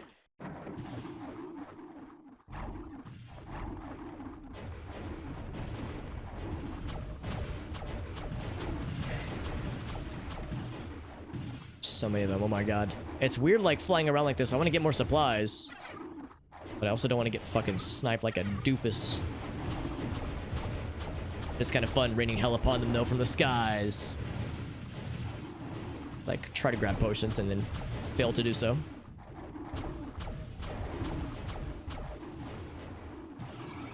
But they're spawning more and it's just not worth it. It's not worth sticking around here, man.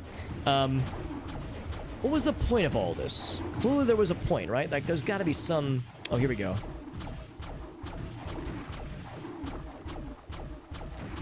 Some more power-ups.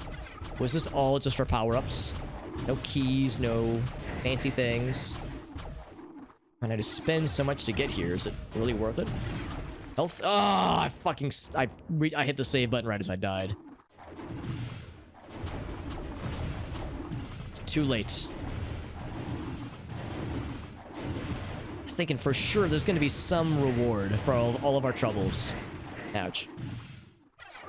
Now my childlike innocence, my enthusiasm, my love of life, maybe not all of that, but some of it for sure was yoinked away. But we'll still grab some potions though. I do one thing correct with my life on this evening, it's getting more potions. I feel like I had to use so many. I feel like I'm losing more supplies by the end of this adventure than I would have gained. So I'm picking them up correctly this time. I will say, I do enjoy getting to fly around. It is always satisfying. It's fleeting, but it is nice.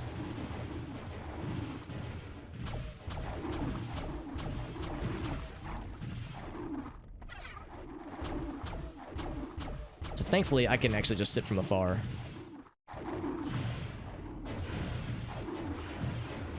I still feel like this is the best weapon to use, honestly. You have to get too close for the ice weapons, and if you're too close, then their shit gets that much weirder. Ouch. That was the last... That's the guy that killed me last time. There it is. We got a revenge. So we got a bunch of nifty power-ups, but... to what gain, you know? To what end? If that was what it was all about, just getting some extra power-ups for presumably the final boss, then I don't know, man. I don't know if that's it, dude. That seems like it might not be it. Or shouldn't be it, rather. Any other, like, spaces we can fly to? There's another space over here. Because we never did get the third part of Blood Scourge. I've been hoping this whole time we'll find the third piece.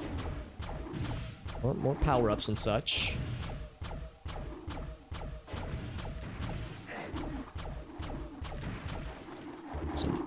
Still going. I mean, my 9 armor class is quite nice. I don't expect it to last, but it is good.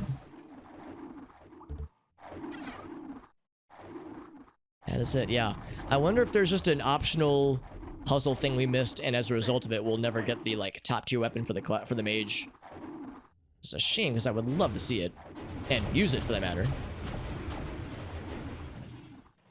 Yes, that's just how it has to be. Any other spaces? They're getting warped in more. Could have already gone down that way, I'm pretty sure. Whoops. I think let's just leave this accursed place and never speak of it again.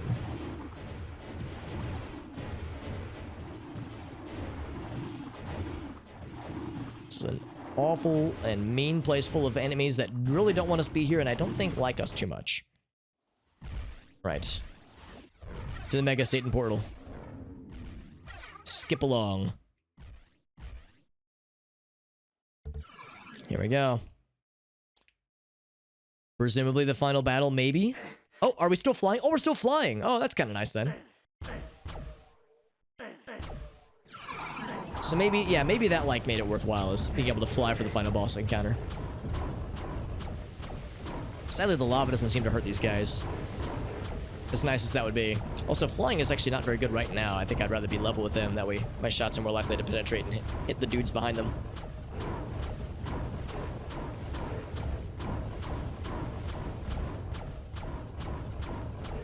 And I have no idea if this is the final battle or if this is the penultimate final battle for this level. But for the next thing, you know, like, who's to say how what the finality of any of this really is. But I am starting to drop these guys down.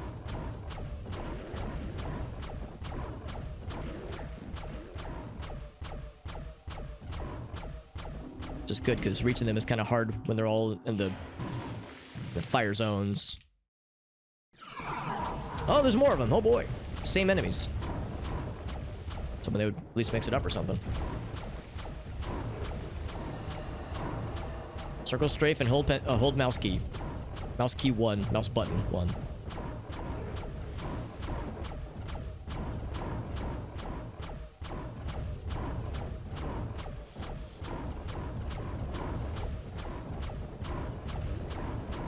There we go. We're starting to see him pop. There it is. Progress. Also, I like that they gave us a bunch of health potions. I will... I'm drink one now, actually. Circle strafe. Circle strafe and old school FPSs. Especially like these arena kind of layouts here. Oh, look at that. That was like 5 in a row. Alright, what else? There's more of them. Okay, I'm starting to see a pattern here. Really mixing up the challenge, are we? Also, it looks like they're giving us ammo now. They probably thought we wouldn't be spamming the default weapon. I'm sure there are entire playthroughs of this game that people have done where they only use the default. Well, as the mage class, at least, they only use the default weapon. With the fighter and the cleric, their default weapon, starting weapon, is melee. So, infinite ammo, but it's limited range, obviously, so... That's probably a little bit tougher, but... I'm sure it's doable with this character, with this class. Not sure I'd recommend it, but it's probably technically possible. I'm gonna save. So I don't want to repeat all that, if I can help it. Mega Satan, is that you? It's the fighter. And he's using his, I think, ultimate weapon. So we'll probably have to fight all 3 characters. To fight the fighter and the cleric and the mage. By ourselves. It's fast. But I am nimble through the air. Got his ass.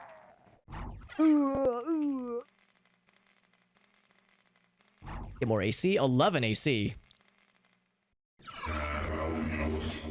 That's a noise.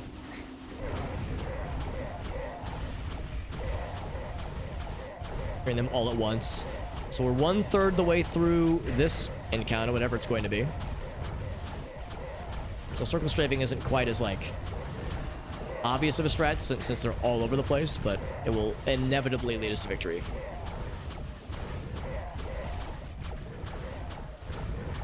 But it's not as obvious because it's harder to get the double shots, like the penetrating double shots to happen.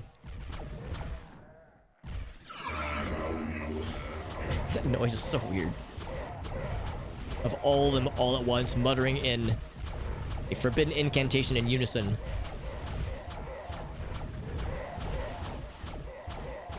That's right, I can shift to fly through the air that much faster. How much faster, like.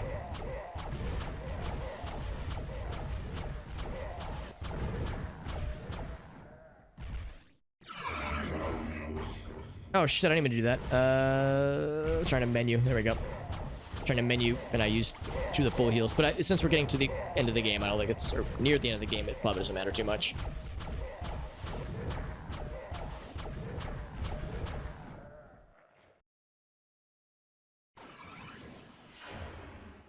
The cleric!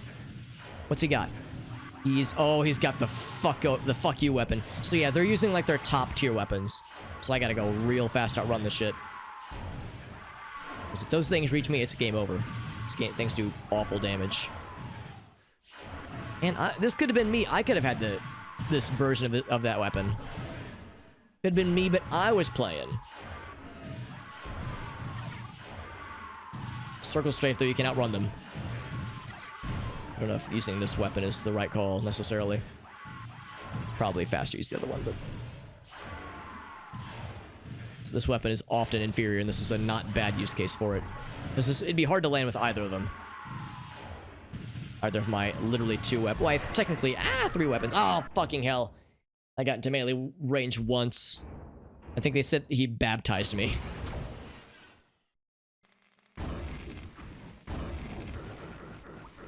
This one's comparatively a lot easier. I'm sure I was getting him low on health, the cleric, that is. Fighter has more defense and more, I think, life.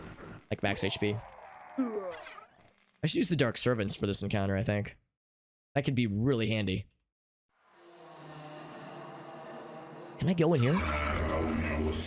Nope, they're just waiting for me. A pop out.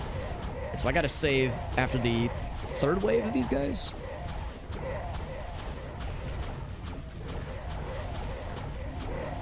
So I don't have to repeat this whole sequence once more. Knowing that the cleric has the big fuck you ghost murder weapon is not terribly reassuring. Never fun being on the business end of that thing. We never did get Blood Scourge for our mage friend, which makes me sad. Let's go the other way.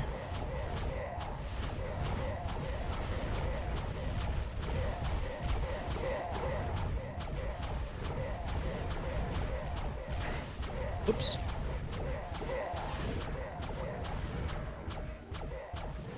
One more. Right, I think this is the last phrase before the cleric breaks out of prison. I'll experiment with, like, yeah, the Dark Servant. I think that could be good.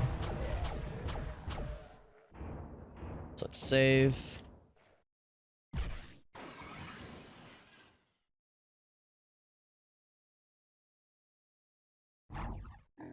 Get him! Fuck him up! So these are the giant Minotaur lads from Heretic. So we get to summon them to help us out. He's fucking him up. Get him! Yeah, get his ass. Oh, he got yeeted. Got like launched. Ouch. I wonder if he's like... Did he got lit on fire? Oh, fuck. Minotaur fucked his ass up. Well done, Minotaur friend. Oh, these fucking things. I'm not surprised. Maybe we could just do the same strat. Just circle strafe and just penetrate shot. These guys will stay dead, unlike the previous instances of fighting with them.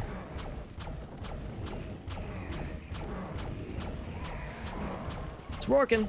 Yeah, it's working.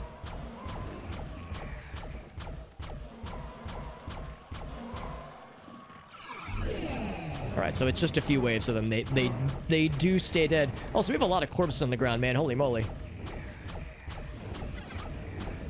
Just a lot of dead things.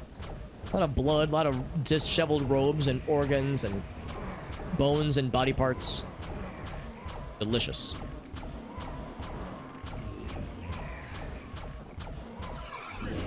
But this is the last bundle before the mage comes screaming in. So we get to mage off.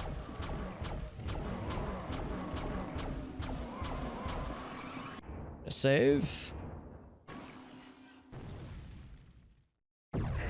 Oh god, I don't know what that is. He's got the thing that I've been trying to find.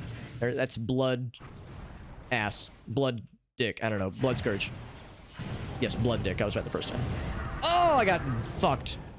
Couldn't absorb his mana. He has a name too. And I watched the guy fuck him up. Yeah, get him. Okay, he won. Narrowly. Can I, like, throw 3 of them? Oh, fuck you! How's that? How about them apples? Trying to heal myself. There we go. This is a little bit OP. I think you guys won. The way is open. Yeah, it sure be that way, don't it? Good job, lads. You did all my hard work for me and I did nothing. But I get all the credit. So now what happens? Oh, is that the end? Is that the end? I was expecting like a big boss battle. I thought that was like the mini bosses. Back in the Great Hall of the Chaos Sphere, like the ending of the base game. Something is different. There were soft whispers, but now it is silence. A sense of being watched by hidden eyes, which shield a malefic intent.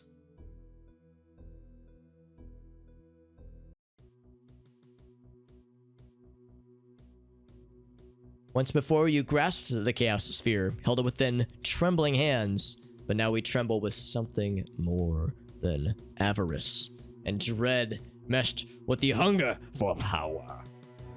Because yeah, at the end of the base game, we grabbed the Chaos Sphere and we like got powerful, allegedly, but it was basically saying that there were other players in the game, other forces or that were making things happen. Power of the sphere is not enough to protect you from the forces of darkness. Maybe it's better left untouched. But then you never were one to back down from a challenge, it says. So yeah, we got this screen last time, that's right. And other players, oh wait, right, yeah. So it's a very similar ending to the base game. Same cutscenes, same... Even, yeah, that's the Mega Satan boss we fought at the end of the base game. That, like, the hand that's holding that little figure. That figure is a statue of... I can't remember the boss's name, but the final boss from the base game. So, a lot of this has been reused, which is maybe a little bit disappointing. I was expecting there to be something, I guess. Maybe, I wonder if it's like an Eternal Darkness thing. You get something different if you beat the game with all three classes. But dude, I don't have the patience for that kind of shit, man. This game was fun to play through, but I am Hexened out. I really can't see myself come back to this game if, or rather when I get the itch for some kind of D&D Lord of the Rings inspired Doom-like. I'll probably either fire up Hexen 2 or Heretic 2. Apparently they are both quite different from their predecessors, and I'm excited to see which one, just what they're like. I don't know which one comes sooner in the overall timeline of sorts. I mean, the story continuity isn't a huge deal for me, obviously, but I am curious. And I cannot click. I can, of course, escape. But that is the end of Hexen, rather. The end of Hexen, Beyond Heretic, and Hexen Deathkings of the Dark Citadel. Fucking hell. These games, or this game and its expansion, were probably some of, if not the hardest things I've ever streamed. Toughest games I've ever streamed. And I'm glad we persevered and got through it, but whew, that's a spicy one. A really tough one, but it's done. And now we can move on to much more kind things. What kind things will that entail? So my next game that I will stream will be Metroid Prime 1, but with mouse and keyboard controls, courtesy of a mod called Prime Hack. It is actually freely available online. Of course, you have to supply your own ROM, obviously. But otherwise, Prime Hack works pretty well. It's based on my tests initially. And I'm curious to replay Prime 1 in all of its glory, and eventually get to Prime 2 and 3 also through Prime Hack. Mouse and keyboard controls. I will be cranking up the difficulty to try to counteract the fact that the controls will make for a more smoother experience, a little bit easier gameplay. But I'm excited about like the nicer graphics and the 16:9 presentation resolution, and just replaying the game for fun, for old time's sake. Metroid Prime was never, at least 1 was never a super hard game, so I'm not too terribly worried about like soiling the experience instead of using it with, you know, motion controls or GameCube controls. But I'm curious to see what it's all about, and to re-experience that fun game in all of its glory, and to play 2 and 3, which I never played back in the day. So we're gonna end it there, my friends. I think that is it. Yeah, info. Yeah, well, that's info for. There we go. Here's the credit sequence. So of course Carmack was on the engine.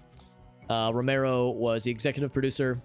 So Carmack did work on the engine for this game, obviously, but the actual developers would have been other folks, not id people. But yeah, Raven Software makes some good shit. And that is it for the night, my friends. I'm tired. It's 2 a.m. Holy shit. I streamed for an extra hour and some change, and I might end up regretting that tomorrow, but we're hecking through it, man. This game was an experience. I'm glad we've persevered rather.